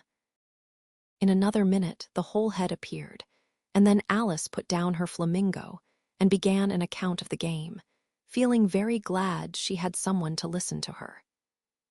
The cat seemed to think that there was enough of it now in sight, and no more of it appeared. "I don't think they play at all fairly," Alice began, in rather a complaining tone. "And they all quarrel so dreadfully one can't hear oneself speak, and they don't seem to have any rules in particular. At least, if there are, nobody attends to them. And you've no idea how confusing it is, all the things being alive. For instance, there's the arch I've got to go through next, walking about at the other end of the ground. And I should have croqueted the queen's hedgehog just now, only it ran away when it saw mine coming." "How do you like the queen?" said the cat in a low voice. "Not at all," said Alice. "She's so extremely—" Just then she noticed that the queen was close behind her, listening, so she went on, likely to win, that it's hardly worth while finishing the game. The queen smiled and passed on. "Who are you talking to?" said the king, going up to Alice and looking at the cat's head with great curiosity. "It's a friend of mine, a Cheshire Cat," said Alice. "Allow me to introduce it." "I don't like the look of it at all," said the king. "However, it may kiss my hand if it likes." "I'd rather not," the cat remarked. "Don't be impertinent," said the king, "and don't look at me like that." He got behind Alice as he spoke. "A cat may look at a king," said Alice. "I've read that in some book, but I don't remember where." "Well, it must be removed," said the king very decidedly, and he called the queen, who was passing at the moment, "My dear, I wish you would have this cat removed." The queen had only one way of settling all difficulties, great or small. Off with his head. she said without even looking round. "I'll fetch the executioner myself," said the king eagerly, and he hurried off. Alice thought she might as well go back and see how the game was going on as she heard the queen's voice in the distance, screaming with passion. She had already heard her sentence 3 of the players to be executed for having missed their turns, and she did not like the look of things at all, as the game was in such confusion that she never knew whether it was her turn or not. So she went in search of her hedgehog. The hedgehog was engaged in a fight with another hedgehog, which seemed to Alice an excellent opportunity for crocking one of them with the other. The only difficulty was that her flamingo was gone across to the other side of the garden, where Alice could see it trying in a helpless sort of way to fly up into a tree.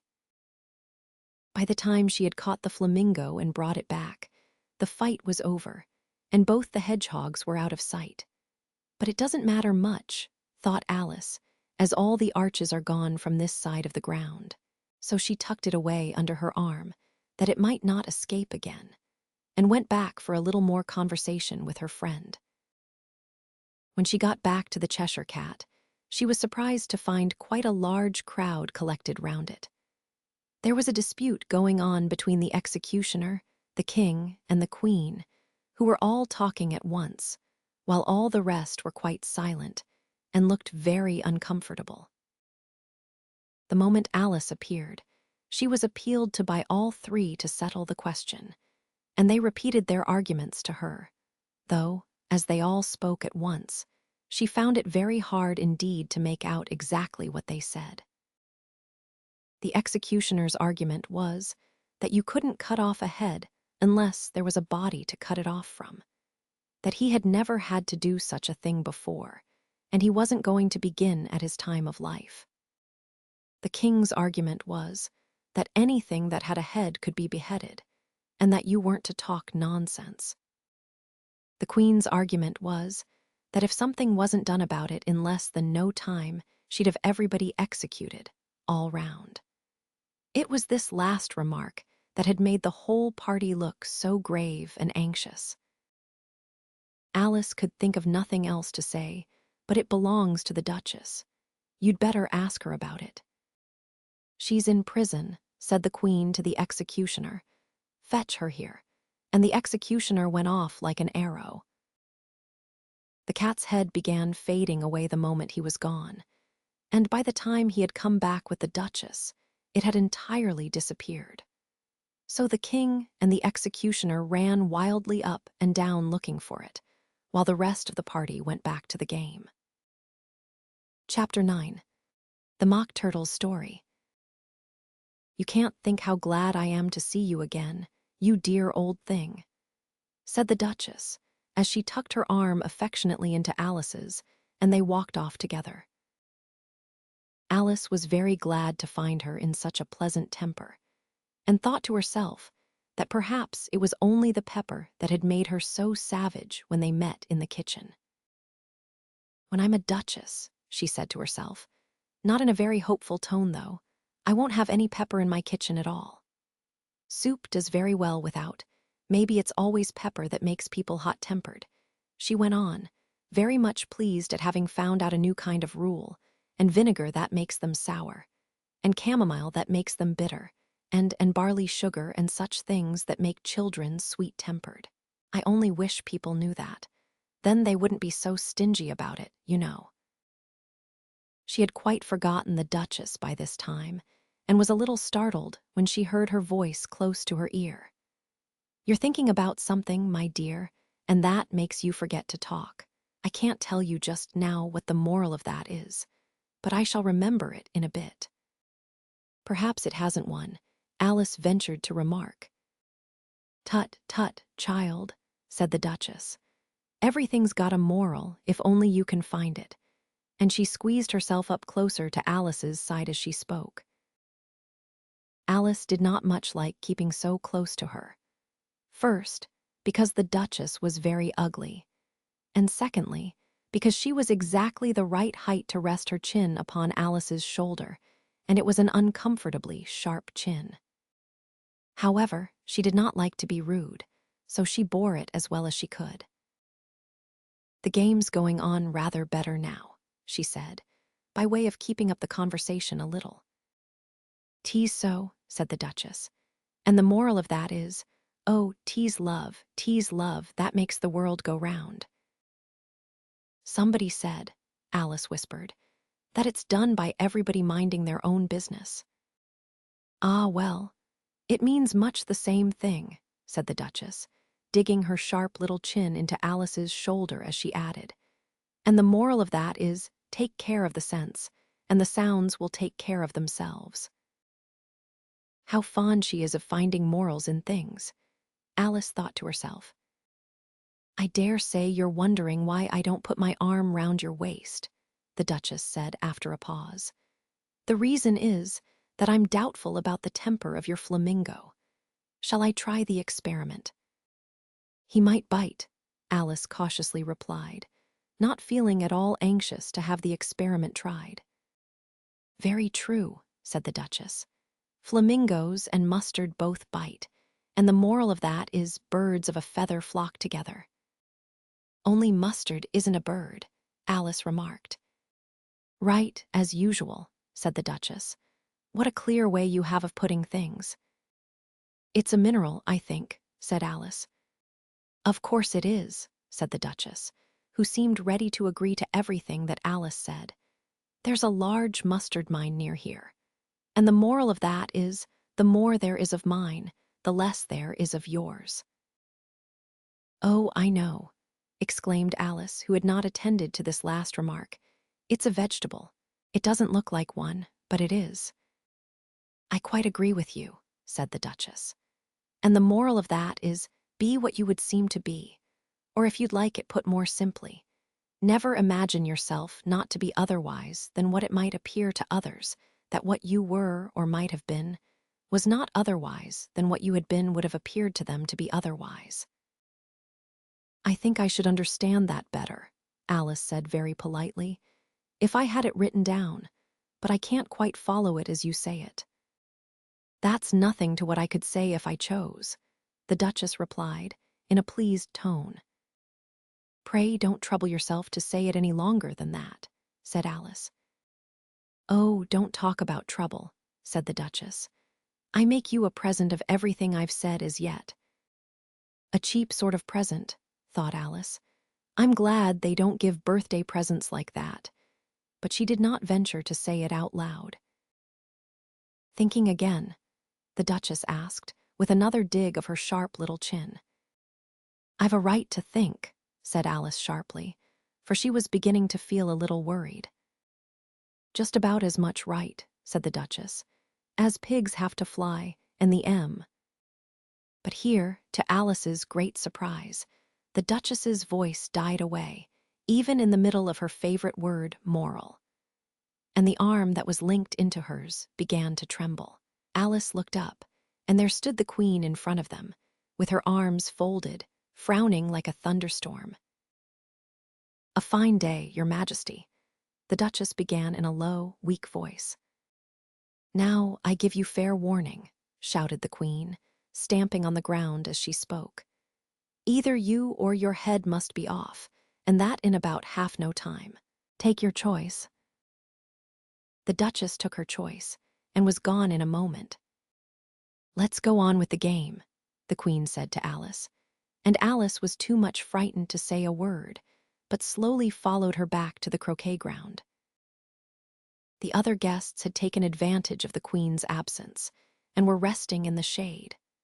However, the moment they saw her, they hurried back to the game, the Queen merely remarking that a moment's delay would cost them their lives. All the time they were playing, the Queen never left off quarreling with the other players, and shouting, "Off with his head," or "Off with her head."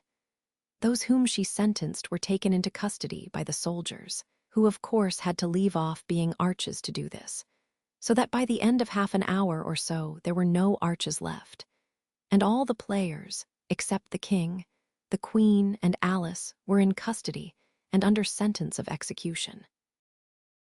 Then the Queen left off, quite out of breath, and said to Alice, Have you seen the mock turtle yet? No, said Alice. I don't even know what a mock turtle is. It's the thing mock turtle soup is made from, said the Queen. I never saw one or heard of one, said Alice. Come on then, said the Queen, and he shall tell you his history. As they walked off together, Alice heard the King say in a low voice, to the company generally, You are all pardoned. Come, that's a good thing, she said to herself, for she had felt quite unhappy at the number of executions the Queen had ordered. They very soon came upon a griffin, lying fast asleep in the sun. If you don't know what a griffin is, look at the picture. Up, lazy thing, said the Queen, and take this young lady to see the mock turtle and to hear his history. I must go back and see after some executions I have ordered. And she walked off, leaving Alice alone with the griffin. Alice did not quite like the look of the creature, but on the whole she thought it would be quite as safe to stay with it as to go after that savage Queen. So she waited. The griffin sat up and rubbed its eyes. Then it watched the Queen till she was out of sight. Then it chuckled. What fun, said the griffin, half to itself, half to Alice. What is the fun, said Alice. Why, she, said the griffin. It's all her fancy, that. They never executes nobody, you know. Come on. Everybody says come on. Here, thought Alice, as she went slowly after it. I never was so ordered about in all my life, never. They had not gone far before they saw the mock turtle in the distance, sitting sad and lonely on a little ledge of rock. And, as they came nearer, Alice could hear him sighing as if his heart would break. She pitied him deeply. What is his sorrow? She asked the griffin, and the griffin answered, very nearly in the same words as before. It's all his fancy, that. He hasn't got no sorrow, you know. Come on. So they went up to the mock turtle, who looked at them with large eyes full of tears, but said nothing. This here young lady, said the griffin, she wants for to know your history, she do. I'll tell it her, said the mock turtle in a deep, hollow tone. Sit down, both of you, and don't speak a word till I've finished. So they sat down, and nobody spoke for some minutes. Alice thought to herself, I don't see how he can ever finish if he doesn't begin. But she waited patiently. Once, said the mock turtle at last, with a deep sigh, I was a real turtle. These words were followed by a very long silence, broken only by an occasional exclamation of HJCKRRH from the griffin, and the constant heavy sobbing of the mock turtle. Alice was very nearly getting up and saying, Thank you, sir, for your interesting story, but she could not help thinking there must be more to come, so she sat still and said nothing. When we were little, the mock turtle went on at last, more calmly, though still sobbing a little now and then, we went to school in the sea. The master was an old turtle. We used to call him Tortoise. Why did you call him Tortoise, if he wasn't one? Alice asked. We called him Tortoise because he taught us, said the mock turtle angrily. Really, you are very dull. You ought to be ashamed of yourself for asking such a simple question, added the griffin. And then they both sat silent and looked at poor Alice, who felt ready to sink into the earth. At last the griffin said to the mock turtle, Drive on, old fellow, don't be all day about it. And he went on in these words. Yes, we went to school in the sea, though you mayn't believe it. I never said I didn't, interrupted Alice. You did, said the mock turtle. Hold your tongue, added the griffin before Alice could speak again. The mock turtle went on. We had the best of educations. In fact, we went to school every day. I've been to a day school too, said Alice. You needn't be so proud as all that. With extras? Asked the mock turtle a little anxiously. Yes, said Alice. We learned French and music. And washing, said the mock turtle. "Certainly not," said Alice indignantly. "Ah, then yours wasn't a really good school," said the Mock Turtle in a tone of great relief. Now at ours they had at the end of the bill, French, music, and washing extra. "You couldn't have wanted it much," said Alice, "living at the bottom of the sea." "I couldn't afford to learn it," said the Mock Turtle with a sigh. "I only took the regular course." "What was that?" inquired Alice. "Reeling and writhing, of course, to begin with," said the Mock Turtle. "And then the different branches of arithmetic: ambition, distraction, uglification, and derision." "I never heard of uglification," said Alice ventured to say. "What is it?" The Griffin lifted up both its paws in surprise. "What, never heard of uglifying?" it exclaimed. "You know what to beautify is, I suppose." "Yes," said Alice doubtfully. "It means to make anything prettier." "Well then," said the Griffin went on, "if you don't know what to uglify is, you are a simpleton." Alice did not feel encouraged to ask any more questions about it, so she turned to the Mock Turtle and said, "What else had you to learn?" "Well, there was mystery," said the Mock Turtle replied, counting off the subjects on his flappers. "Mystery, ancient and modern, with seaography. Then drawling. The drawling master was an old Congareel that used to come once a week. He taught us drawling, stretching and fainting in coils." "What was that like?" said Alice. "Well, I can't show it you myself," said the Mock Turtle. "I'm too stiff, and the Griffin never learnt it." "Hadn't time," said the Griffin. "I went to the classics master, though. He was an old crab, he was." "I never went to him," said the Mock Turtle with a sigh. "He taught laughing and grief, they used to say." So he did," said the Griffin, sighing in his turn, and both creatures hid their faces in their paws. "And how many hours a day did you do lessons?" said Alice, in a hurry to change the subject. 10 hours the first day," said the Mock Turtle, 9 the next, and so on. "What a curious plan," exclaimed Alice. "That's the reason they're called lessons," said the Griffin remarked, "because they lesson from day to day." This was quite a new idea to Alice, and she thought it over a little before she made her next remark. "Then the 11th day must have been a holiday." "Of course it was," said the Mock Turtle. "And how did you manage on the 12th?" said Alice went on eagerly. "That's enough about lessons," said the Griffin interrupted in a very decided tone. "Tell her something about the games now." Chapter 10. The Lobster Quadrille. The Mock Turtle sighed deeply and drew the back of one flapper across his eyes. He looked at Alice and tried to speak, but for a minute or two sobs choked his voice. "Same as if he had a bone in his throat," said the Griffin, and it set to work shaking him and punching him in the back. At last the Mock Turtle recovered his voice, and with tears running down his cheeks, he went on again. "You may not have lived much under the sea. I haven't," said Alice, "and perhaps you were never even introduced to a lobster." Alice began to say, "I once tasted," but checked herself hastily and said, "No, never. So you can have no idea what a delightful thing a lobster quadrille is." "No, indeed," said Alice. "What sort of a dance is it?" "Why," said the Griffin, "you first form into a line along the seashore." "2 lines," cried the Mock Turtle.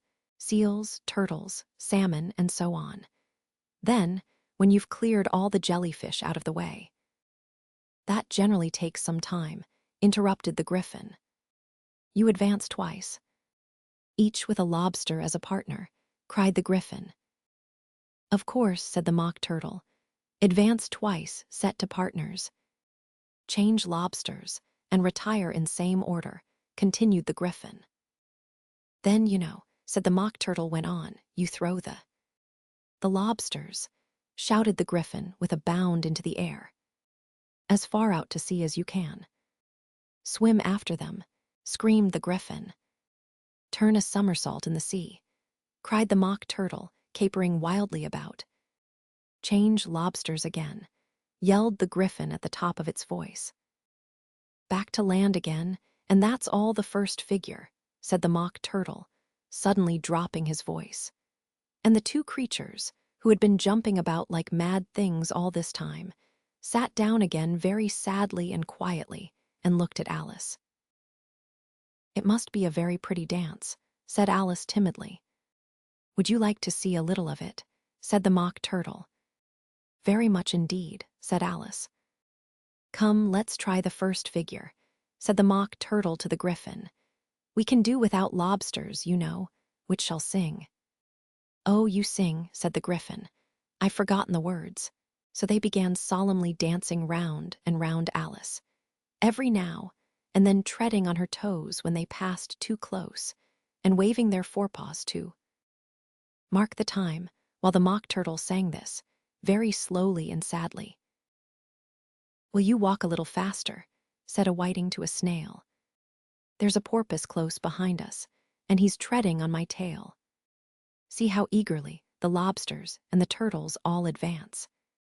They are waiting on the shingle. Will you come and join the dance? Will you, won't you? Will you, won't you? Will you join the dance? Will you, won't you? Will you?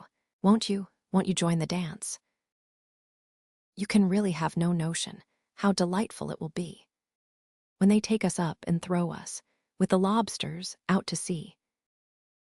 But the snail replied, too far, and gave a look askance. Said he thanked the whiting kindly, but he would not join the dance. Would not, could not, would not, could not, would not join the dance. Would not, could not, would not, could not join the dance. What matters it how far we go? His scaly friend replied. There is another shore, you know, upon the other side. The further off from England, the nearer is to France. Then turn not pale, beloved snail, but come and join the dance. Will you, won't you? Will you, won't you? Will you join the dance? Will you, won't you? Will you, won't you? Won't you join the dance? Thank you, it's a very interesting dance to watch, said Alice, feeling very glad that it was over at last. And I do so like that curious song about the whiting. Oh, as to the whiting, said the Mock Turtle, you've seen them, of course. Yes, said Alice, I've often seen them at Din, she checked, herself hastily. I don't know where Din may be, said the Mock Turtle, but if you've seen them so often, of course you know what they're like. I believe so, Alice replied thoughtfully. They have their tails in their mouths, and they're all over crumbs. You're wrong about the crumbs, said the Mock Turtle. Crumbs would all wash off in the sea, but they have their tails in their mouths, and the reason is, here the Mock Turtle yawned and shut his eyes. Tell her about the reason and all that, he said to the Griffin. The reason is, said the Griffin, that they would go with the lobsters to the dance, so they got thrown out to sea, so they had to fall a long way, so they got their tails fast in their mouths, so they couldn't get them out again. That's all. Thank you, said Alice. It's very interesting. I never knew so much about a whiting before. I can tell you more than that, if you like, said the Griffin. Do you know why it's called a whiting? I never thought about it, said Alice. Why? It does the boots and shoes, the Griffin replied very solemnly. Alice was thoroughly puzzled. Does the boots and shoes, she repeated in a wondering tone. Why, what are your shoes done with? Said the Griffin. I mean, what makes them so shiny? Alice looked down at them and considered a little before she gave her answer. They're done with blacking, I believe. Boots and shoes under the sea, the Griffin went on in a deep voice, are done with a whiting. Now you know. And what are they made of? Alice asked in a tone of great curiosity. Soles and eels, of course, the Griffin replied rather impatiently. Any shrimp could have told you that. If I'd been the whiting, said Alice, whose thoughts were still running on the song, I'd have said to the porpoise, keep back, please. We don't want you with us. They were obliged to have him with them, the Mock Turtle said. No wise fish would go anywhere without a porpoise. Wouldn't it really? Said Alice in a tone of great surprise. Of course not, said the Mock Turtle. Why, if a fish came to me and told me he was going a journey, I should say, with what porpoise? Don't you mean purpose? Said Alice. I mean what I say, the Mock Turtle replied in an offended tone. And the Gryphon added, Come, let's hear some of your adventures. I could tell you my adventures, beginning from this morning, said Alice a little timidly. But it's no use going back to yesterday, because I was a different person then. Explain all that, said the Mock Turtle. No, the adventures first, said the Gryphon in an impatient tone. Explanations take such a dreadful time. So Alice began telling them her adventures from the time when she first saw the white rabbit. She was a little nervous about it just at first. The two creatures got so close to her, one on each side, and opened their eyes and mouths so very wide. But she gained courage as she went on. Her listeners were perfectly quiet till she got to the part about her repeating, You are old, Father William, to the caterpillar, and the words all coming different. And then the Mock Turtle drew a long breath and said, That's very curious. It's all about as curious as it can be, said the Gryphon. It all came different, the Mock Turtle repeated thoughtfully. I should like to hear her try and repeat something now. Tell her to begin. He looked at the Gryphon as if he thought it had some kind of authority over Alice. Stand up and repeat, tease the voice of the sluggard, said the Gryphon. How the creatures order one about and make one repeat lessons, thought Alice. I might as well be at school at once. However, she got up and began to repeat it, but her head was so full of the Lobster quadrille that she hardly knew what she was saying, and the words came very queer indeed. Tease the voice of the lobster, I heard him declare. You have baked me too brown, I must sugar my hair. As a duck with its eyelids, so he with his nose. Trims his belt and his buttons, and turns out his toes. Later editions continued as follows. When the sands are all dry, he is gay as a lark, and will talk in contemptuous tones of the shark.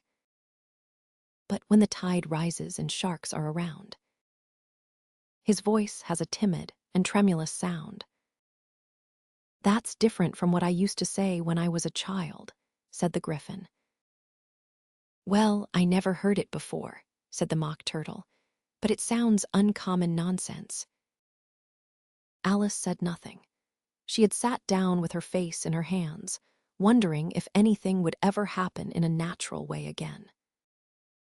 I should like to have it explained, said the Mock Turtle. She can't explain it, said the Gryphon hastily. Go on with the next verse. But about his toes, the Mock Turtle persisted. How could he turn them out with his nose, you know? It's the first position in dancing, Alice said, but was dreadfully puzzled by the whole thing and longed to change the subject. Go on with the next verse, the Gryphon repeated impatiently. It begins, I passed by his garden. Alice did not dare to disobey, though she felt sure it would all come wrong, and she went on in a trembling voice. I passed by his garden and marked with one eye how the owl and the panther were sharing a pie. Later editions continued as follows. The panther took pie crust and gravy and meat, while the owl had the dish as its share of the treat. When the pie was all finished, the owl, as a boon, was kindly permitted to pocket the spoon, while the panther received knife and fork with a growl, and concluded the banquet. What is the use of repeating all that stuff? The Mock Turtle interrupted. If you don't explain it as you go on, it's by far the most confusing thing I ever heard. Yes, I think you'd better leave off, said the Gryphon, and Alice was only too glad to do so. "Shall we try another figure of the lobster quadrille?" the Griffin went on. "Or would you like the mock turtle to sing you a song?" "Oh, a song, please, if the mock turtle would be so kind," Alice replied, so eagerly that the Griffin said, in a rather offended tone, no accounting for tastes. Sing her turtle soup, will you, old fellow?" The mock turtle sighed deeply, and began, in a voice sometimes choked with sobs, to sing this. "Beautiful soup, so rich and green, waiting in a hot tureen. Who for such dainties would not stoop? Soup of the evening, beautiful soup. Soup of the evening, beautiful soup. Beautiful soup, oop. Beautiful soup, oop. Soup of the evening. Beautiful, beautiful soup. Beautiful soup, who cares for fish, game, or any other dish? Who would not give all else for 2p? Pennyworth only of beautiful soup. Pennyworth only of beautiful soup. Beautiful soup, oop. Beautiful soup, oop. Soup of the evening. Beautiful beauty, ful soup. "Chorus again," cried the Griffin, and the mock turtle had just begun to repeat it when a cry of the trial's beginning was heard in the distance. "Come on," cried the Griffin, and, taking Alice by the hand, it hurried off without waiting for the end of the song. "What trial is it?" Alice panted as she ran, but the Griffin only answered, "Come on," and ran the faster, while more and more faintly came, carried on the breeze that followed them, the melancholy words. Soup of the evening. Beautiful, beautiful soup. Chapter 11. Who Stole the Tarts? The King and Queen of Hearts were seated on their throne when they arrived, with a great crowd assembled about them. All sorts of little birds and beasts, as well as the whole pack of cards. The knave was standing before them, in chains, with a soldier on each side to guard him. And near the king was the white rabbit, with a trumpet in one hand and a scroll of parchment in the other.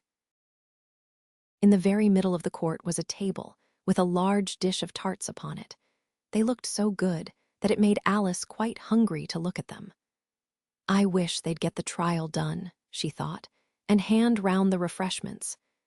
But there seemed to be no chance of this, so she began looking at everything about her to pass away the time. Alice had never been in a court of justice before, but she had read about them in books, and she was quite pleased to find that she knew the name of nearly everything there. "That's the judge," she said to herself, because of his great wig. The judge, by the way, was the king, and as he wore his crown over the wig, look at the frontispiece if you want to see how he did it. He did not look at all comfortable, and it was certainly not becoming. "And that's the jury box," thought Alice, "and those 12 creatures." She was obliged to say creatures, you see, because some of them were animals and some were birds. "I suppose they are the jurors." She said this last word 2 or 3 times over to herself, being rather proud of it, for she thought, and rightly too, that very few little girls of her age knew the meaning of it at all. However, jurymen would have done just as well. The 12 jurors were all writing very busily on slates. "What are they doing?" Alice whispered to the Griffin. "They can't have anything to put down yet, before the trial's begun." "They're putting down their names," the Griffin whispered in reply, for fear they should forget them before the end of the trial. "Stupid things," Alice began in a loud, indignant voice, but she stopped hastily, for the white rabbit cried out, "Silence in the court!" And the king put on his spectacles and looked anxiously round to make out who was talking. Alice could see, as well as if she were looking over their shoulders, that all the jurors were writing down "stupid things" on their slates, and she could even make out that one of them didn't know how to spell stupid, and that he had to ask his neighbor to tell him. A nice muddle their slates'll be in before the trial's over, thought Alice. One of the jurors had a pencil that squeaked. This, of course, Alice could not stand, and she went round the court and got behind him, and very soon found an opportunity of taking it away. She did it so quickly that the poor little juror, it was Bill, the lizard, could not make out at all what had become of it. So, after hunting all about for it, he was obliged to write with one finger for the rest of the day, and this was of very little use, as it left no mark on the slate. Harold read the accusation, said the king. On this, the white rabbit blew 3 blasts on the trumpet, and then unrolled the parchment scroll, and read as follows. The Queen of Hearts, she made some tarts, all on a summer day. The Knave of Hearts, he stole those tarts, and took them quite away. Consider your verdict, the king said to the jury. Not yet, not yet, the rabbit hastily interrupted. There's a great deal to come before that. Call the first witness, said the king, and the white rabbit blew 3 blasts on the trumpet and called out, First witness. The first witness was the Hatter. He came in with a teacup in one hand and a piece of bread and butter in the other. I beg pardon, Your Majesty, he began, for bringing these in, but I hadn't quite finished my tea when I was sent for. You ought to have finished, said the king. When did you begin? The Hatter looked at the March Hare, who had followed him into the court, arm in arm with the Dormouse. 14th of March, I think it was, he said. 15th, said the March Hare. 16th, added the Dormouse. Write that down, the king said to the jury, and the jury eagerly wrote down all 3 dates on their slates, and then added them up and reduced the answer to shillings and pence. Take off your hat, the king said to the Hatter. It isn't mine, said the Hatter. Stolen, the king exclaimed, turning to the jury, who instantly made a memorandum of the fact. I keep them to sell, the Hatter added as an explanation. I've none of my own, I'm a Hatter. Here the queen put on her spectacles and began staring at the Hatter, who turned pale and fidgeted. Give your evidence, said the king, and don't be nervous, or I'll have you executed on the spot. This did not seem to encourage the witness at all.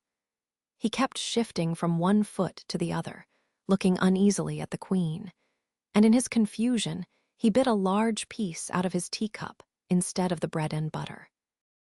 Just at this moment, Alice felt a very curious sensation, which puzzled her a good deal until she made out what it was. She was beginning to grow larger again, and she thought at first she would get up and leave the court. But on second thoughts, she decided to remain where she was as long as there was room for her. I wish you wouldn't squeeze so, said the Dormouse, who was sitting next to her. I can hardly breathe. I can't help it, said Alice very meekly. I'm growing. You've no right to grow here, said the Dormouse.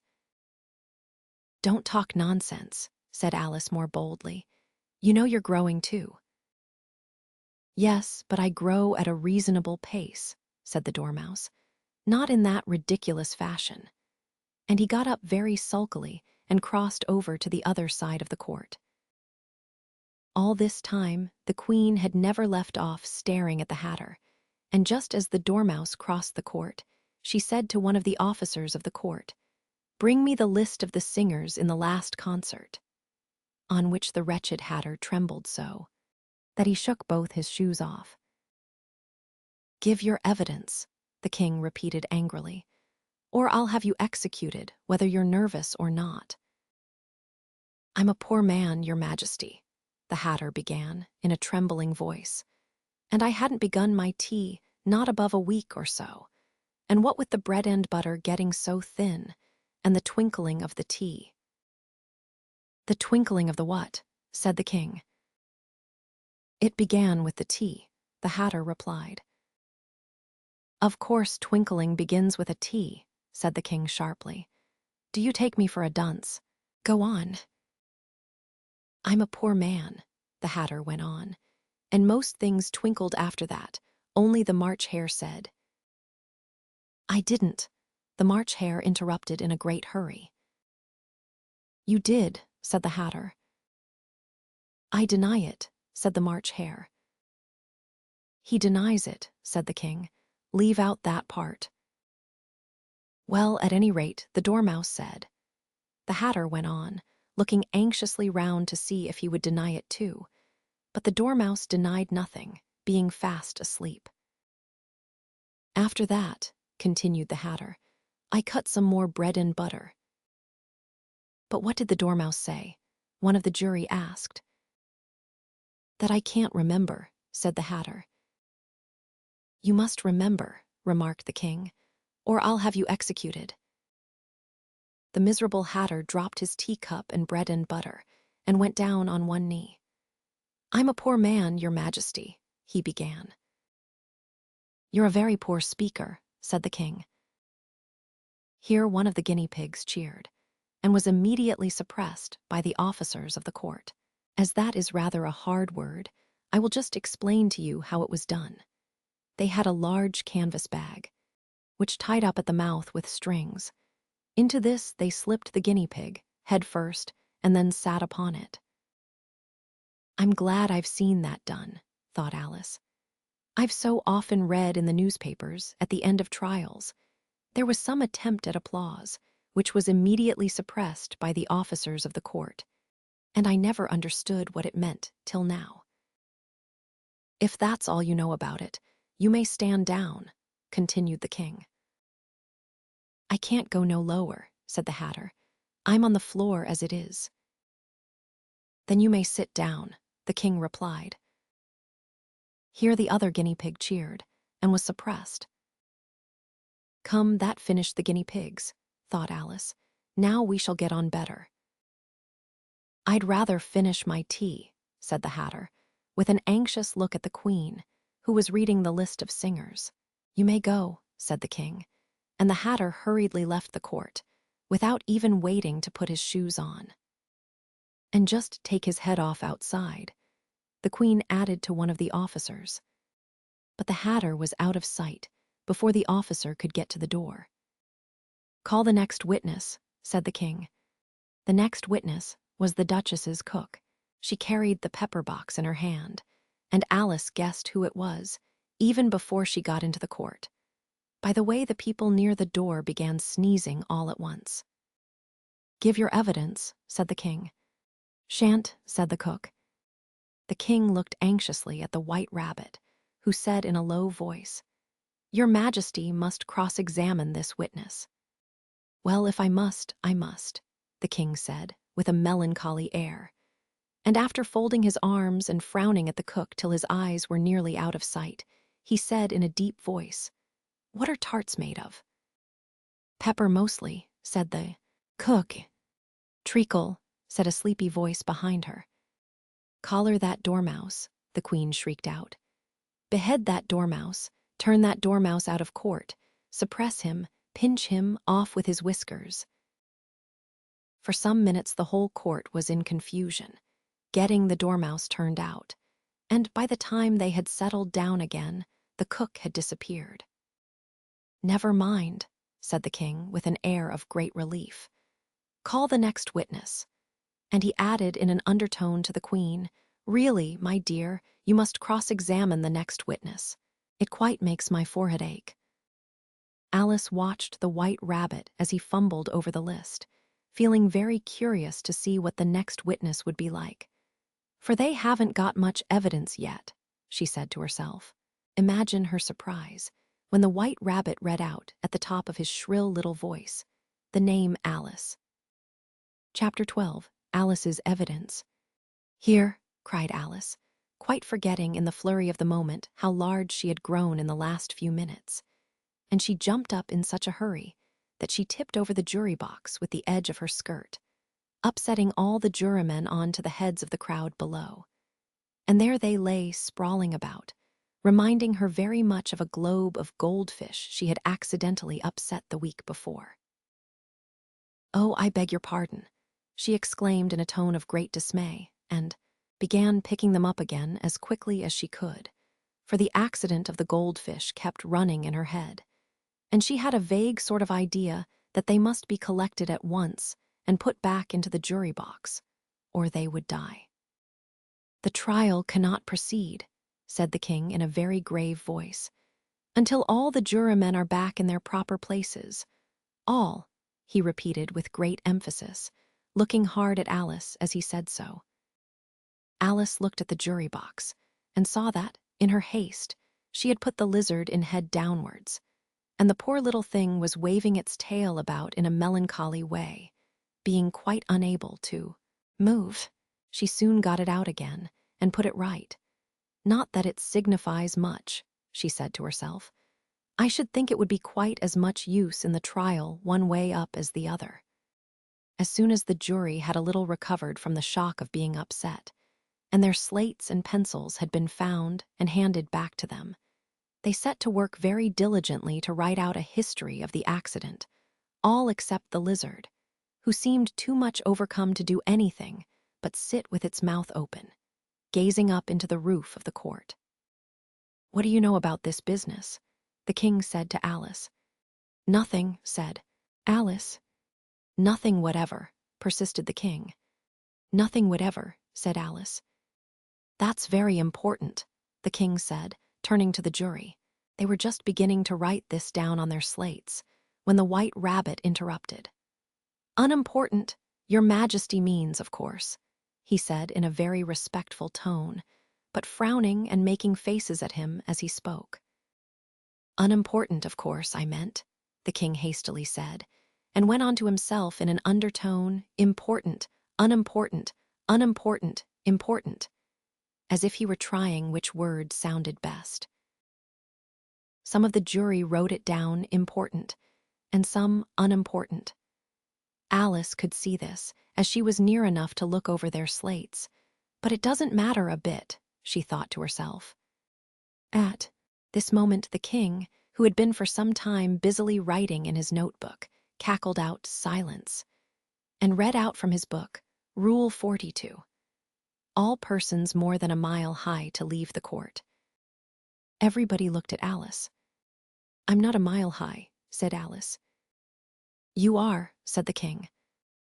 "Nearly 2 miles high," added the queen.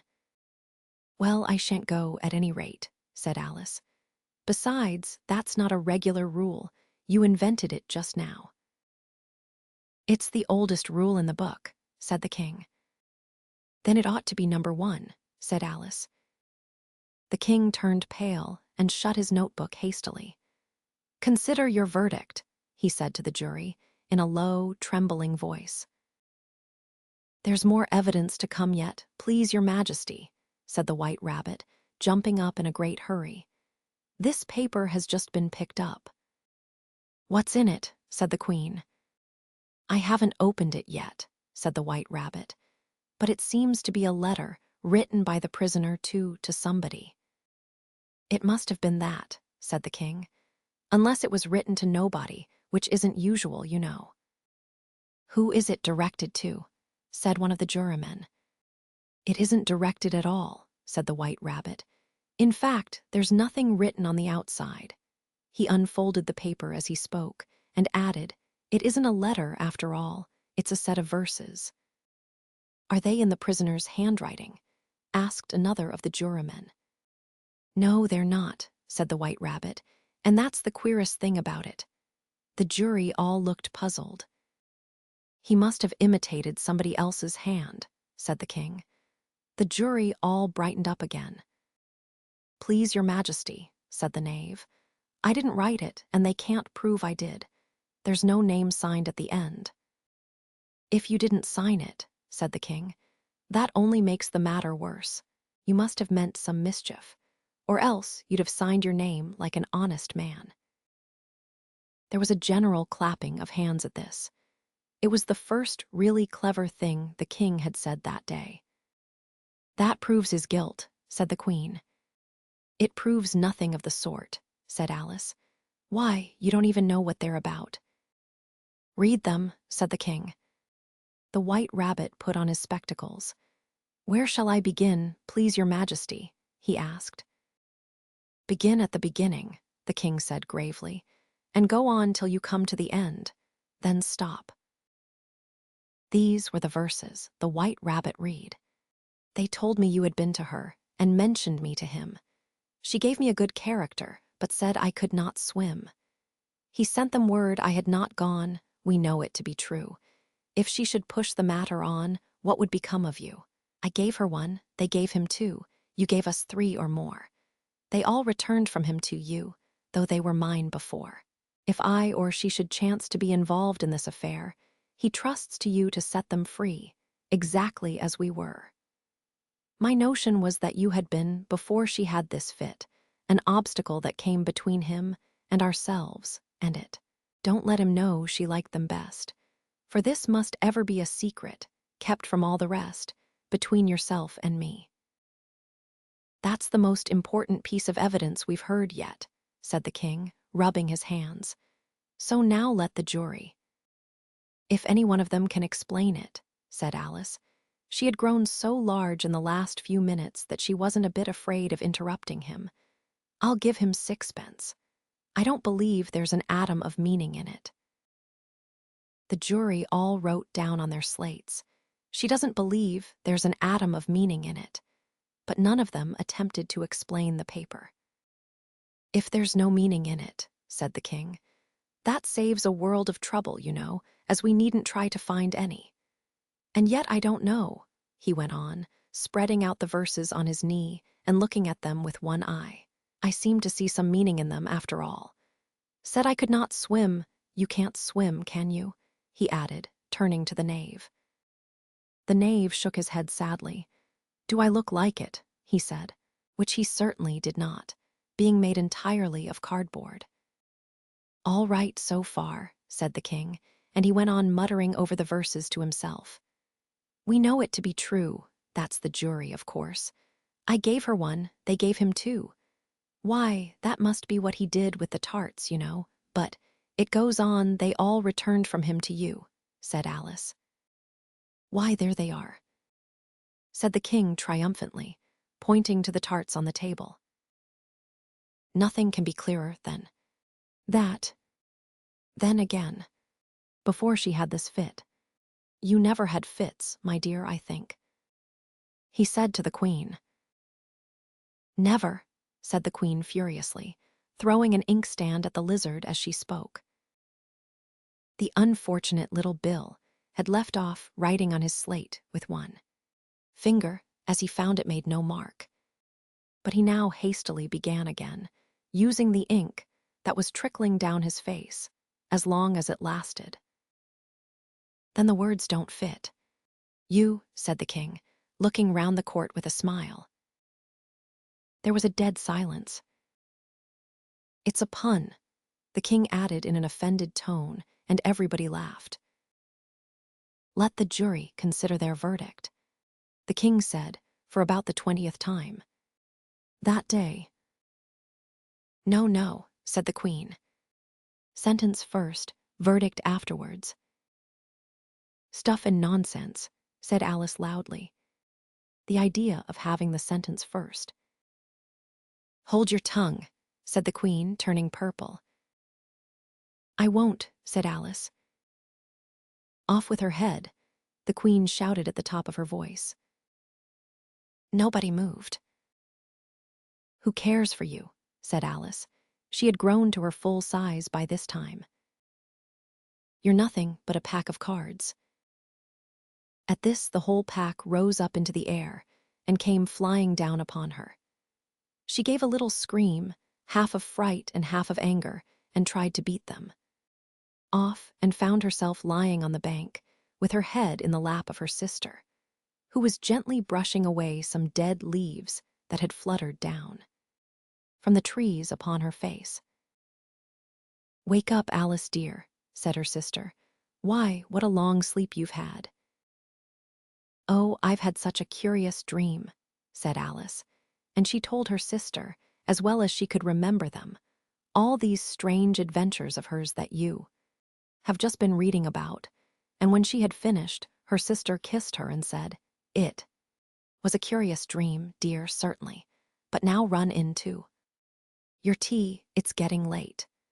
So Alice got up and ran off, thinking while she ran, as well she might, what a wonderful dream it had been.